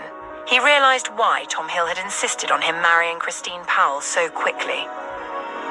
Powell would back off from supporting Gray, as there would be no need for Gray anymore. Jake would now be part of Powell's family and would be expected to support their interests. Thus, the threat against Dr. Hawthorne would fizzle out, and he, along with his friends, Andrew, Aidan, Charles, Lewis and Anton, would end up wealthier. I really don't like the feeling of being used as a pawn, Mr. Hill, Jake retorted. Tom leaned over the sturdy desk, narrowing his gaze at Jake. A pawn? You think trying to defuse a potentially volatile situation is a game? Your wife's relatives' damn screw-ups almost got my daughter killed today, along with Dr. Hawthorne and all our loved ones, and that's just the beginning. Do you think they will stop there? I try, Darfield, to keep us all above water and knock off our enemies before they can even think. And you're upset because I'm placing you in a position to be more than just a bodyguard? Tom hissed. It just so happens that I love being a bodyguard, Mr. Hill, Jake retorted, standing up. Sit down, Darfield, Andrew commanded. Jake hesitated before slowly lowering himself back into the seat. A part of him understood Mr. Hill's perspective, but he wished he had been informed of his role. Not that he regretted marrying Christine, but he would have understood what was at play, and could have taken his time to investigate her and her grandfather more thoroughly, so he would know what he was getting himself into. Nevertheless, he was in it now and had to get his act together to strategize how to keep his family safe and prevent the Hawthornes from suffering the backlash. Indeed, Dr. Hawthorne almost died today, along with all the women who meant the world to his brothers. He knew they would have understood that he had no hand in it if the disaster had happened. But deep down, he knew they would have blamed him for bringing a Powell into their lives, just like he had been the reason they helped Julia, leading to so much chaos. I understand emotions are high, but we need to focus on what's important here. Innocent lives are at stake, and this is no game, Andrew said. First, we deal with Gray by serving him his papers, and then we inform the board of the auction. Once that's out of the way, we face Powell. Without Gray, Powell would be blindsided. Jake cocked his head in response and replied, "What would stop Powell from coming to the auction? As Mr. Hill said, he's got a significant amount stashed to pay off Dr. Hawthorne. What's stopping him from showing up and laying it down for the shares?" Tom nodded, acknowledging Jake's point. "I hate to admit it, but Jake's right. Even if we keep the auction private, there's a good chance Powell will find out." "We can't rule out the possibility that he's spread his tentacles beyond Gray," Tom Hill said. "So the only way to keep Powell out of this is to make sure he learns about Jake, Christine, and Jake's ties to the Hawthornes along with his share purchases," Charles suggested. "That means you'll need to announce your marriage to Christine, Jake, and your connection to the Hawthornes as a shareholder. Maybe in the same way the boss did with Dr. Hawthorne," Aidan proposed. "You might want to have Christine return home to pack up her things. That would be a smooth way to meet her grandfather, but you two will need a house soon," Anton added with a grin. "And probably something a bit fancier than your truck," Lewis joked. Tom listened as the ideas bounced around the room, nodding in agreement as they all seemed to make sense. A truck? Man, with that kind of money, I'd take my lady home in a helicopter, just like the boss, Anton quipped. When Tom shot him a cold look, eyebrows arched, Anton quickly straightened up, cleared his throat, and added, a good car would be more conservative." "We'll have to go ahead with that dinner, Mr. Hill, but I want Christine there as a witness," Jake said. He hated the idea of starting off by deceiving his new wife, but since he already had Hawthorne shares and would be getting more once they secured Gray's shares, he figured it was more of a lie by omission. "After the meeting, we could go public with the announcement. In the meantime, I want us to track down the people responsible for this morning's attack," Jake added. "Don't worry. While you and Mr. Hill handle Powell and Gray, we'll focus on catching the idiots behind it," Charles assured him. "It sounds like we all have our roles figured out," Tom Hill said as the men exchanged glances and nodded. "When should we schedule the meeting?" Jake asked. "Tonight, if it's not too much trouble," Tom suggested. "I need to serve Gray his papers tomorrow, and I think we should time it just right after the announcement of your wedding, and you're becoming a shareholder in the Hawthorne conglomerate," Tom added with delight. Jake nodded. "All right, gentlemen. I believe we have enemies to crush and a reunion to celebrate," Tom said cheerfully. As they made their way out of the home office, Jake moved closer to Andrew and said, "Christine was asking me about her phone." Andrew nodded. "I've asked Adam to get a new one, the exact same model. We'll get it to her as soon as Anton restores all her information," Andrew replied. Jake nodded, then asked, "We're not bugging her phone, are we?" Andrew's brows furrowed as he met and held Jake's gaze. "Why would we want to do that, Jake? Is there something you need to tell me?" Andrew asked in hushed tones, his voice betraying his alarm at the suggestion. "I don't know," Jake muttered. "Precaution, maybe?" he added, giving Andrew a piercing look. Andrew slowly nodded. "Noted," he replied. When they joined the others on the back porch, Jake felt uneasy as he sat beside Christine. She flashed him a happy smile, staring lovingly into his eyes. Jake silently prayed that she was with him for all the right reasons. It would utterly crush him if she was even tempted to betray him. "Do you think we could take a walk?" he whispered into her ear. She drew back, held his gaze, and nodded. Jake took her hand, excused them from the table, and led her away. "Uncle Jake, where are you going?" Liam called after them. "I'll be right back, buddy. Just give me a few minutes," Jake replied with a smile. Liam nodded. "He's pretty attached to you, don't you think?" Christine said with a chuckle. "I've just been more of his shadow than others, so we've kind of formed a bond," Jake replied with a fond smile. "I don't think he sees you as just a bodyguard. More like a real uncle," she observed. "Well, that's kind of a tradition here. Every staff member is like family," Jake said. "Yes, I've noticed the dynamics. It's pretty cool. I can imagine just how healthy the home environment must be around here," she said. with a tinge of envy in her voice as she glanced back at the Hawthornes' back porch filled with laughter and merriment. "I'm afraid I can't relate. We have a housekeeper at my grandfather's, and I've known her all my life, but I can't even tell you if she celebrates her birthday or when it is. But here, even little Liam knows your horoscope," she added with a hint of jest, perhaps hoping to lighten the mood. "The twins are pretty good at research, and let's not forget he had to do a thorough one on me and you to take down evil Aunt Christine," he quipped, making her laugh.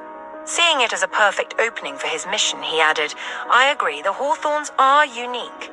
Besides treating us like family, we're also allowed to have stakes in their business. I currently hold a significant amount of shares in Farmer Hawthorne, and I'm planning to get more," he said smoothly. "You have Hawthorne shares?" she asked in utter surprise. Jake met and held her gaze, noting every emotion and making sure nothing escaped his notice. He nodded with a smile.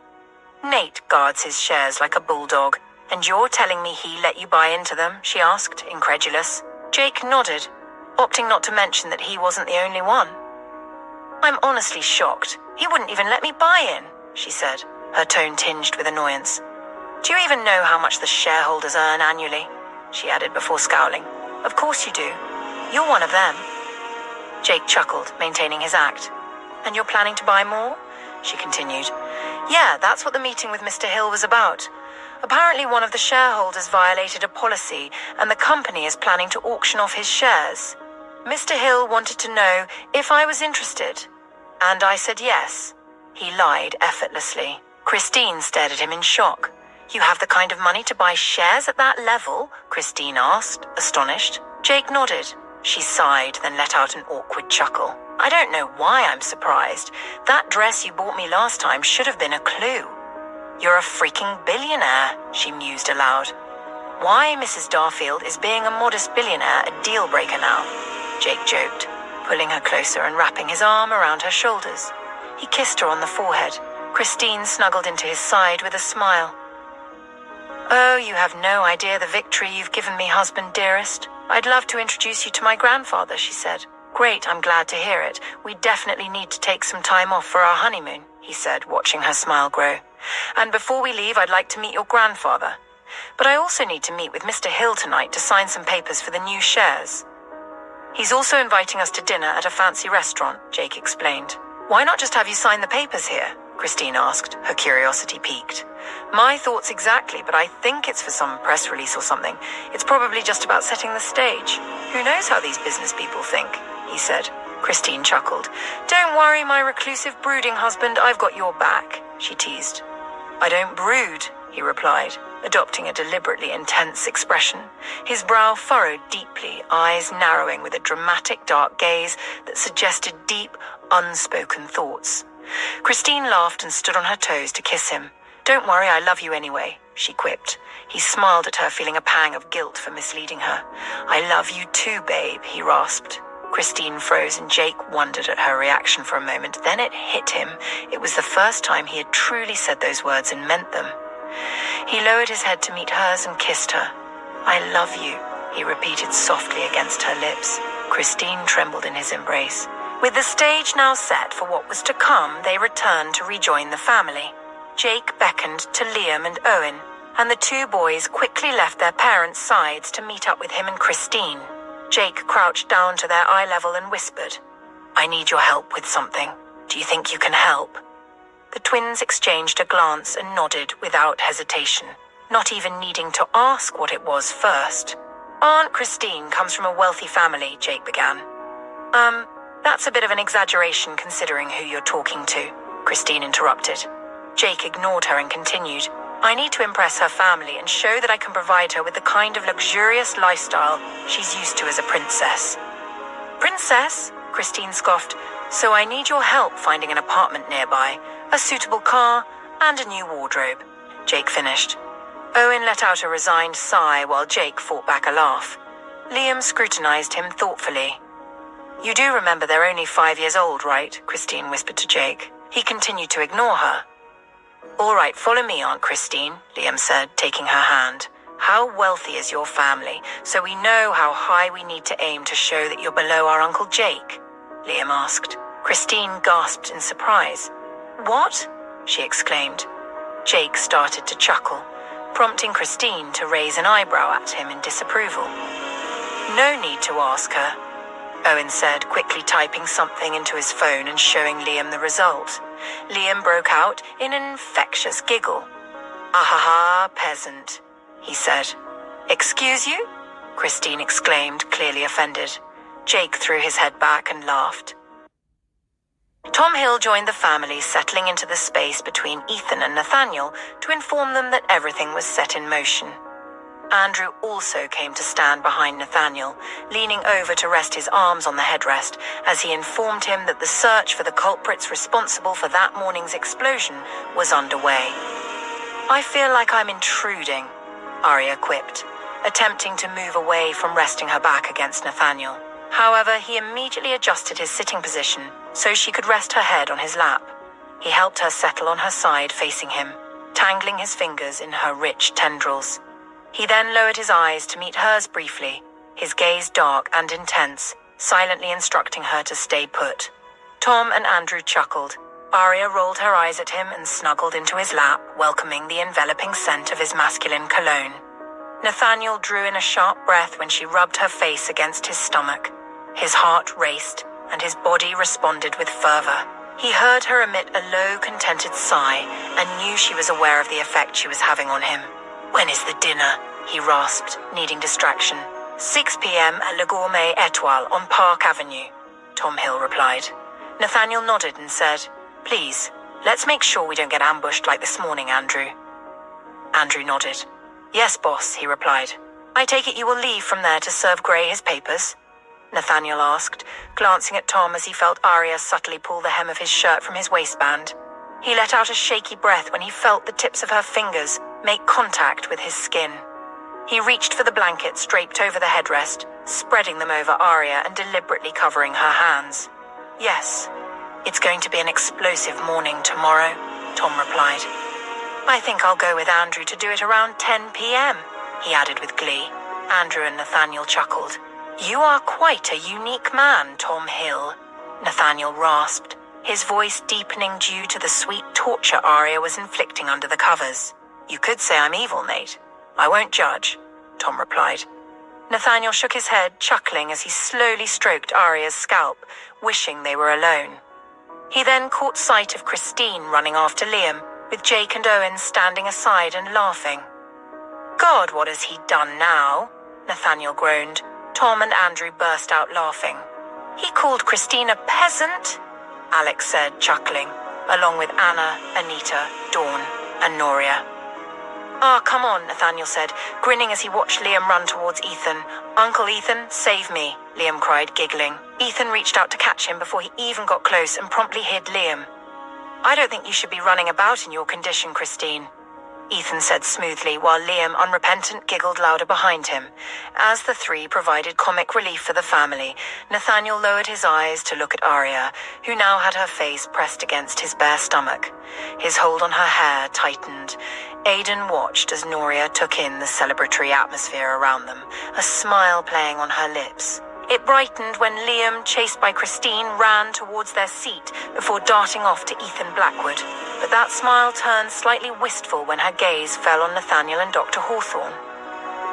Aidan glanced in the same direction, smiling at the way the boss lovingly made Dr. Hawthorne rest her head on his lap, their eyes locked in tender gazes as he stroked her hair. He could only imagine how terrified Nathaniel, Andrew, Anton, and Jake must have been when the limousine the ladies had been in earlier exploded. A shudder passed through Aidan as he recalled the memory, his eyes shutting briefly as he took a deep breath, trying to dispel the horror that surfaced inside him at the thought. He reached for Noria's hand, intending to ask her if she wanted to take a walk with him, but his eyes caught Anton staring across the grounds at Miss Dawn Hill. Aidan suspected that Anton and Dawn liked each other, but imagined Anton was hesitant to make his feelings known because of Mr. Hill. Everyone was a little wary of the older man. His unpredictability made him intimidating. Even the boss used to say it was a good thing Mr. Hill was on their side. Aidan understood. One had to tread carefully around him. An idea struck him. Leaning towards Noria, he caught her attention, her warm, inviting eyes meeting his. "Do you want to take a breather from the crowd?" he asked softly. Noria nodded with a smile, and Aidan stood, offering his hand to help her up. As they turned to leave, he addressed Dawn. "Would you like to stretch your legs too, Miss Hill?" Dawn glanced up at him and rose to her feet. "Of course," she said, smiling. "Thank you." The three of them excused themselves from the table, and Aidan briefly caught Anton's gaze as he passed, acutely aware that Mr. Hill might be watching them. Aidan positioned himself beside Noria, with Miss Hill walking on the other side. Hands tucked into his pockets, he led the ladies toward a section of the grounds designed like a maze, which opened up into the Hawthorne courtyard. Aidan knew that neither he nor Noria had much in common with Miss Hill, and there wasn't much they could talk about. Still, there was the issue of her impending return to Texas now that the threat to the Hawthornes seemed to have passed. "I imagine you're reluctant to leave after getting used to this communal lifestyle the Hawthornes seem to pull everyone into. It must feel daunting to face the idea of going back on your own," he said casually. Noria glanced at Dawn with curiosity as Dawn laughed lightly at his comment. "Have you been talking to my mother, Aidan?" she teased. Aidan grinned. "Ah, she's hooked like the rest of us and now wants you to get pulled in too," he joked. "She's been going on about me moving to New York to be closer to the family," Dawn said, smiling. Noria gave her a kind smile. "It's a lovely family." The simplicity of her words tugged at Aidan's heart, sensing the deeper meaning behind them. "It really is. I'm going to miss everyone, especially Liam and Owen." "Oh, Liam and Owen," Dawn said with a soft, affectionate sigh. "They have a way of winning hearts, don't they?" Aidan remarked. "Oh, you don't even know the half of it. And don't get me started on Mr. and Dr. Hawthorne. They're the definition of love and family. Watching them makes you wish for something that perfect. I still wonder how she managed to capture the heart of a man so aloof. Have you seen him by himself? He has this intimidating stare that makes you want to confess your sins before he even asks," Dawn joked. Noria nodded in agreement, and Aidan chuckled, amused. "He's actually a really nice guy," Aidan said with a smile. "You shouldn't describe the boss as nice, Aidan. It kind of ruins the street cred he's built over the years, don't you think?" Anton's voice chimed in from behind, causing the three of them to stop and look back. Aidan noticed how Dawn's eyes lit up with happiness at the sight of Anton. The other man returned her gaze, offering a subtle nod. "I hope you're enjoying your walk, Miss Hill." "Apologies for interrupting," Anton said. "Not at all. The more the merrier," Dawn replied, smiling brightly. Aidan lowered his head slightly, hiding a grin. "But seriously, you have to admit he's a pretty decent guy," Aidan continued as they resumed walking. He made sure Noria stayed close, gently taking her hand and interlacing his fingers with hers, leaving Dawn and Anton behind them. "Yeah, he is," Anton agreed. "He'd have to be for Dr. Hawthorne to fall in love with him," Dawn Hill teased. "I think they're more like soulmates," Noria quietly added, surprising Aidan. She gave him a quick glance before continuing. "With soulmates, there's no decision to make. You just know you've found your other half, and you hold on for dear life." Aidan stopped mid-stride, gazing into her eyes, impressed by the depth of her thought. A smile slowly spread across his face as he realized Noria's wisdom and insight went far beyond her years. "I couldn't agree more," Dawn said. Aidan resumed walking, gently pulling Noria closer as they ventured further into the garden. After a few more turns, they noticed the absence of footsteps behind them. Glancing back, they saw that Anton and Dawn had fallen behind. "Wait here," Aidan told Noria, walking back to make sure Anton and Dawn were all right. As he rounded a bend in the thick hedges, he spotted the two sharing a kiss. Smiling to himself, he quickly turned and made his way back to Noria. Later, around 5 p.m., Tom left the Hawthorne house with Andrew. Their first stop was the Farmer Hawthorne building to retrieve some folders before heading to Park Avenue. They arrived at the restaurant around 5:30 p.m., where the concierge immediately led them to a table strategically placed against a tempered glass wall along the side of the restaurant. A waiter approached, and Tom informed him that they were expecting additional guests. "Would you like anything while you wait?" the waiter asked. "Water will do for now, thank you," Tom replied. The waiter nodded and soon returned with a tray carrying a glass jug and 2 cups. At about 5:40 p.m., Jake arrived with Christine. As they stepped out of the car Liam and Owen had picked for their date, Jake noticed paparazzi lingering outside the restaurant. He could feel the cameras on him as he moved to open the door for Christine. Though he knew he'd be in the spotlight for the next few days, possibly longer, he wasn't fond of the attention. His face would be plastered across newspapers and TV, much like Nathaniel's. It made him uneasy. He had long preferred to stay out of the public eye, fearing the shadows that might resurface from his past to taint the present. "Allow me," he said, helping his wife out of the expensive car. He still shuddered at the thought of how much it cost, recalling the way Liam and Owen had proudly announced the price to him. Andrew had jokingly reassured him that he could easily afford 100 of them, but Jake still hadn't fully come to terms with his new wealth. Even though he wasn't an instant billionaire, it felt like it, and it made him feel out of place. "What? God, I hate cameras," he muttered as the flashbulbs exploded in their faces on their way to the entrance. Though his reaction was genuine, he knew paparazzi would be there. It was part of why they had chosen this particular restaurant. Christine, however, seemed oblivious, and his grumbling made her chuckle. "Just smile and keep walking," she whispered. "I don't think that's a good idea, babe. It might encourage them," Jake replied, making her laugh. He took her hand and kissed the back of it as they stepped inside. He thought he'd finally be able to relax once they were in, having dined at this restaurant before with Nathaniel Hawthorne, who always chose a private, cozy corner. But then Jake saw the table Tom and Andrew had chosen and scowled. "Jake, my God, relax your face," Christine teased, leaning in to kiss his jaw. "They picked a terrible spot," he grumbled, security-wise and in every way. Christine shook with laughter, linking her arm with his as she guided him to the table where Tom and Andrew were waiting. The two men stood as Jake and Christine approached. Andrew noticed that Christine had her phone back and silently noted that Anton must have successfully swapped the new one for the old without her noticing.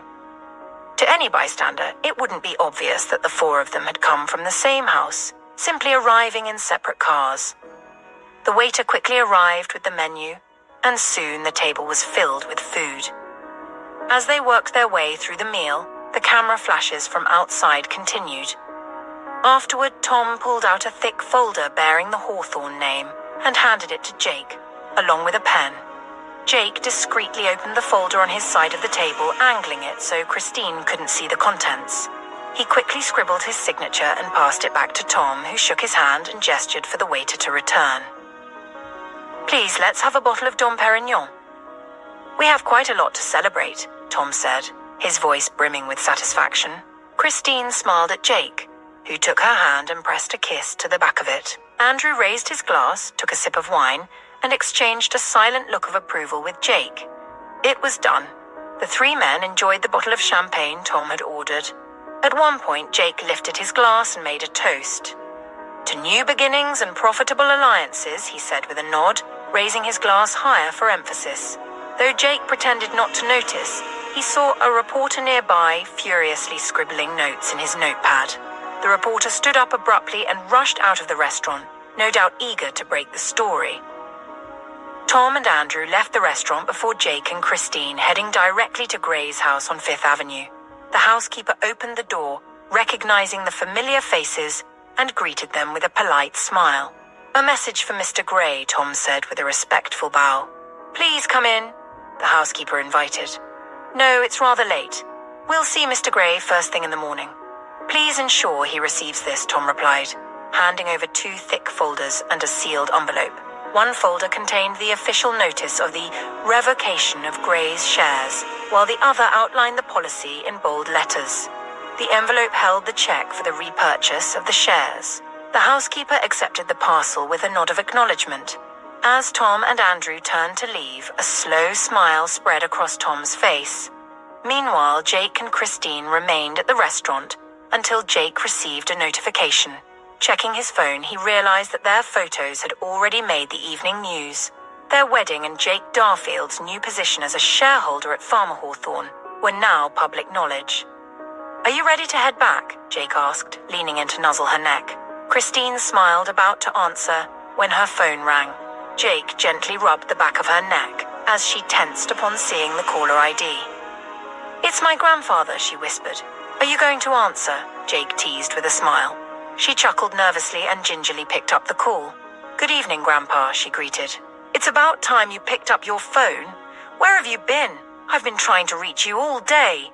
Her grandfather's voice, though faint, was loud enough for Jake to hear. "I was with my fiancé. Do you need something?" she asked, her nervousness clear. "Fiancé, I already found out you're married. It's all over the news." "Typical of you, Christine, to let me find out through the media," the older man snapped. "You said you weren't interested," she began, her voice trailing off. "I don't remember saying that. Enough of this. When are you bringing your husband home?" he demanded. "I'll have to ask him, Grandpa. He's a very busy man," Christine replied, her voice growing more confident as she straightened up, showing a hint of defiance. Jake could feel for her, imagining how her grandfather had likely used intimidation and emotional manipulation to control her all her life. The silence at the other end of the call suggested the older man hadn't expected her assertiveness. After a pause, his voice softened, though the manipulation remained clear. "Selling yourself short won't do you or our family any good, Christine Powell. You need to show this man that you come from prestige and wealth. This marriage overshadows all your past failures, and I forgive you. Now let's show this Darfield man that you're not just any girl from the streets. Bring him home." Christine, unfazed, responded firmly. "As I said, Grandpa, I'll talk to him and get back to you." Her grandfather, clearly not pleased, replied, "Very well. I'll expect to hear from you tomorrow." "All right, Grandpa," Christine said, ending the call. Jake noticed her hands trembling slightly as she tucked her phone away. She offered him an embarrassed smile, though her eyes reflected a deep sadness. "He's always such a charmer," she joked, trying to downplay the situation. Jake pulled her into a comforting hug, kissing her forehead. "Do you know who you are now, Christine?" he whispered softly against her skin. She nodded. "Tell me," he urged, looking into her eyes. "Christine Darfield," she whispered. "I think you're missing a title there," he teased gently. "Mrs. Darfield," she corrected, her eyes slowly regaining their brightness. Jake smiled. "Good. I'm glad you know it. From now on, you'll feel exactly what it means to be my partner." He gave her a warm look. "Let's get out of here." As Jake drove them away from the restaurant, he caught a glimpse of the Hawthorne security detail following them in the rearview mirror. Years of working in security had taught him how to read people, and that strange phone call had revealed a lot. Christine's grandfather wasn't just controlling, he was desperate. Despite how he belittled her, Jake could tell she was his lifeline. "I've changed my mind about visiting your grandfather," Jake said, breaking the silence. Christine looked at him in confusion. "I don't understand. We need him to hand over the documents for my inheritance." "I know," Jake replied. "But instead of going to him, we'll send him the address of our new home and invite him over with his lawyer. It's time your grandfather learned to respect you." Christine's fear was obvious, and Jake knew her biggest worry had always been about security. "You're my wife now, Christine. I can take care of you. You don't need your grandfather anymore, and trust me, he knows that. You'll have your inheritance before the week is over," Jake reassured her. Around 10:30 p.m. at the Hawthorne residence, the merriment had died down, but the Hawthornes were still gathered on the back porch with their friends and family. Nathaniel was discussing sports with Ethan and Alex, his deep baritone a soft, soothing lure in Aria's ears, relaxing her and making her want to drift off to sleep.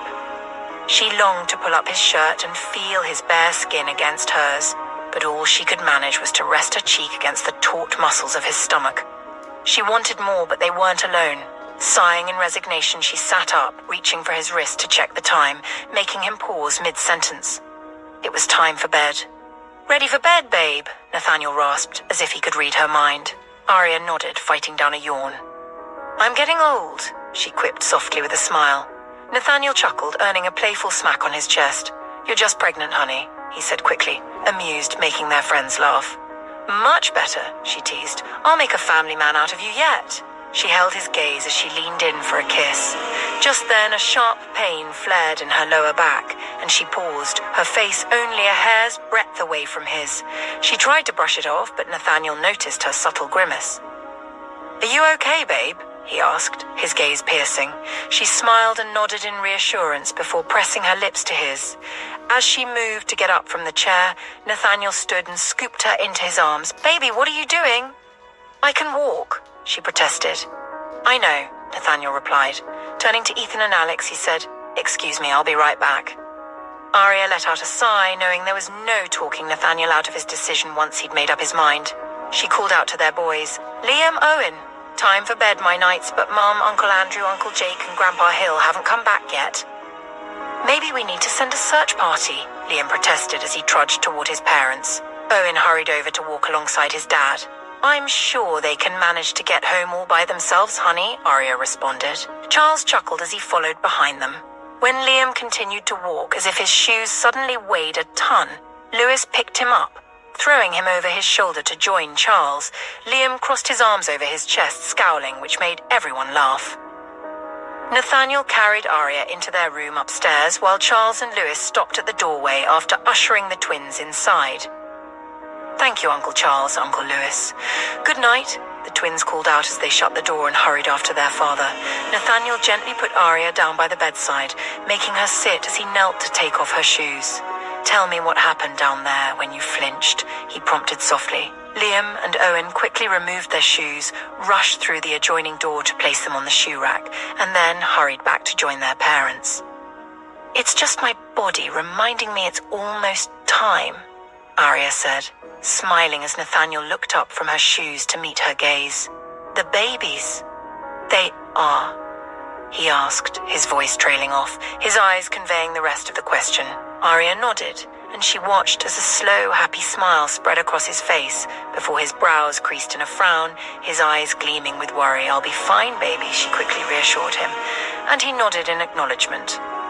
"So since the babies are our little brothers, do we get to choose their names?" Liam asked with a mischievous smile. "I'm open to suggestions," Arya quipped, reaching out to playfully tug his nose. "A meaningful name, Liam," Owen cautioned. "I know meaningful names," Liam retorted with a frown. Nathaniel chuckled. "Let's hear it then, while I prepare the shower stall for my wife," he said, standing up and heading to the bathroom. Arya didn't miss the fact that he had referred to her as his wife, not your mom to the twins. She really, really wanted to kiss him, and she smiled to herself. "We can name the first twin, Elijah Michelson, and the second twin, Nicholas Michelson," Liam suggested. Owen facepalmed with a dramatic groan, and Arya couldn't help but giggle. "Of course you'd want to give our poor little brothers the names of murderous vampires," Owen remarked, shaking his head in mock displeasure. "They're called morally grey characters, Owen," Liam defended. "They're still killers," Owen countered. "But it's fun," Liam protested. Arya giggled.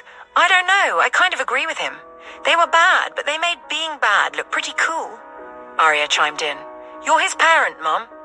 "Act like one," Owen admonished, causing both Arya and Liam to glare at him. Unfazed, Owen continued, "I think something like Adam and Neil would be better." "That sounds boring, Owen," Liam retorted. "Oh, yeah?" "Well, Elijah sounds like the name of an old man," Owen replied. "That's why I added Michelson, so people know it's the cool version." "Duh," Liam argued. Owen shook his head in exasperation. "Okay, how about Miles?" Liam suggested. "Miles is okay, I guess," Owen replied. The two settled on the bed, resting their heads on either side of their moms as they continued to debate baby names. Nathaniel, who had been listening to the banter and chuckling to himself in the bathroom, came out smiling. Standing in the doorway, he slowly removed his shirt, drawing Arya's hungry gaze up his body. He caught her looking and arched an eyebrow at her. She bit her bottom lip in response, a sheepish smile spreading across her face. "Do you two mind if I have my wife now?" Nathaniel rasped. "She's our mum too, you know, Dad," Liam protested.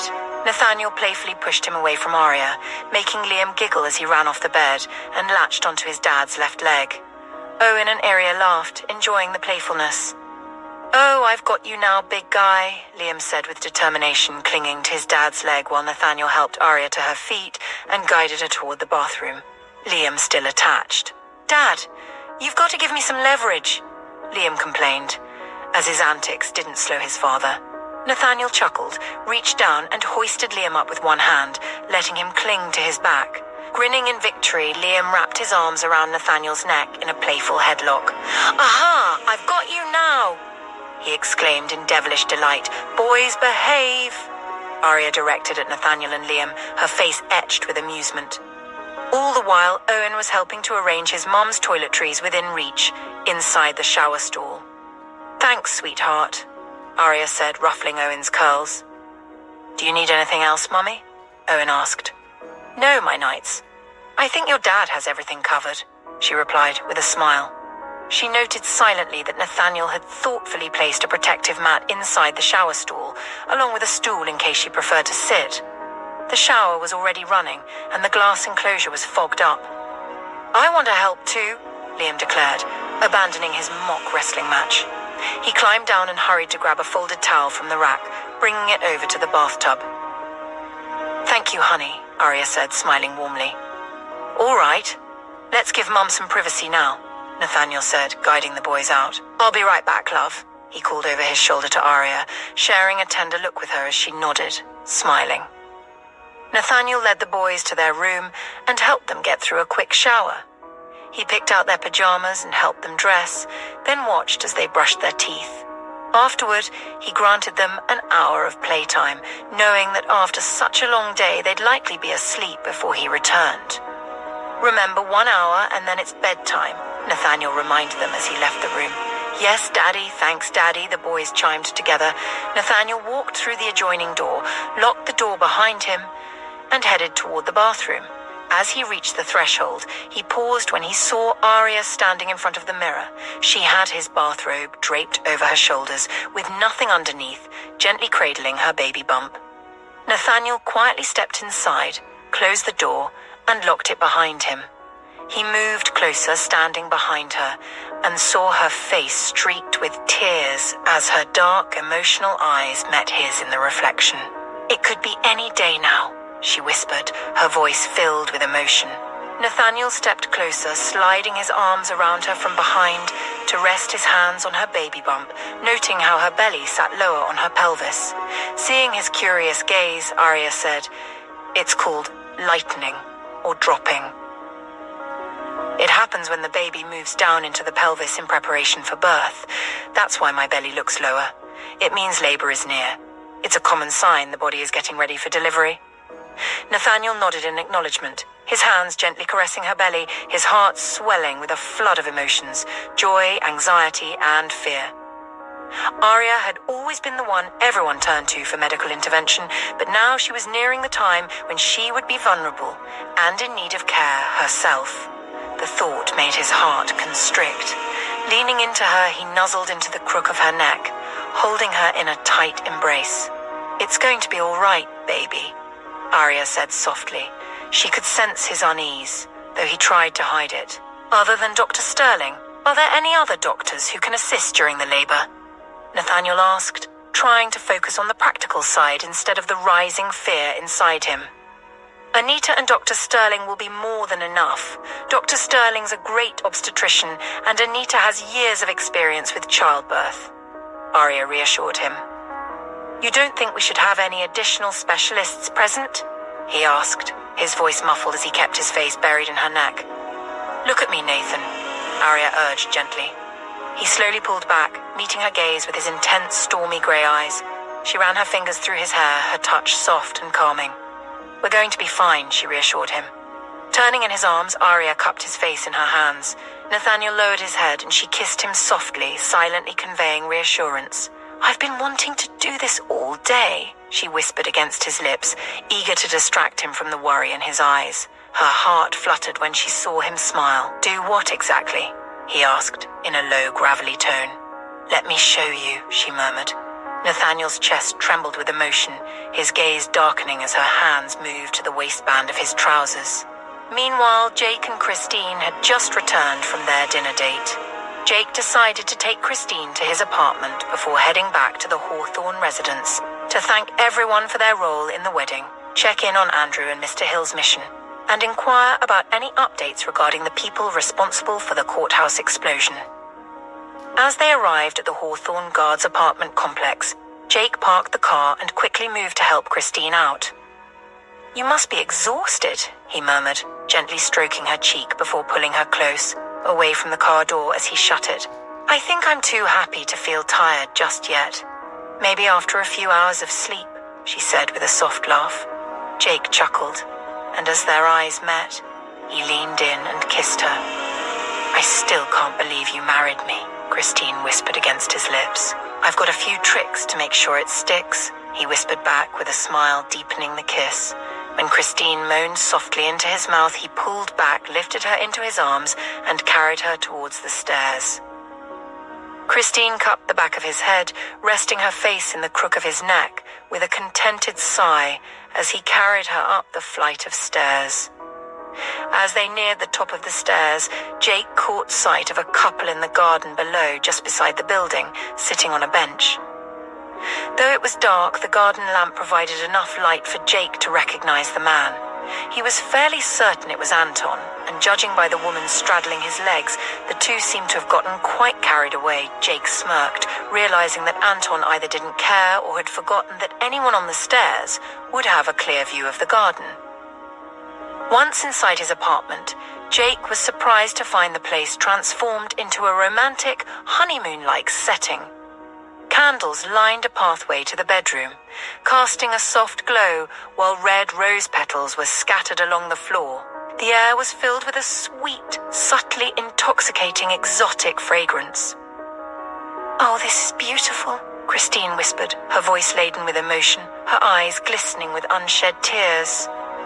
"I don't think you fully understand what it means to be part of this family yet, but you will soon," Jake said softly, his voice thick with feeling.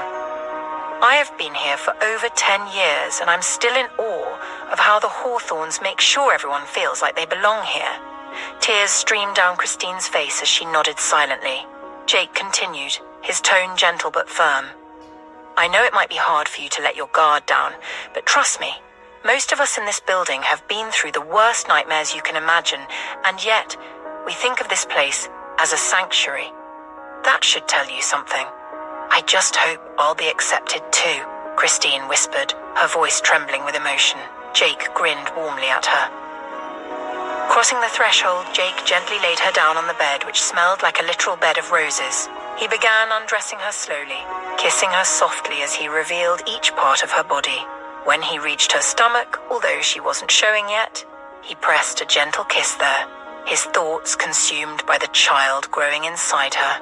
He silently prayed for a healthy baby and a smooth pregnancy, hoping their child would be more fortunate than its sibling, whose fate was still uncertain.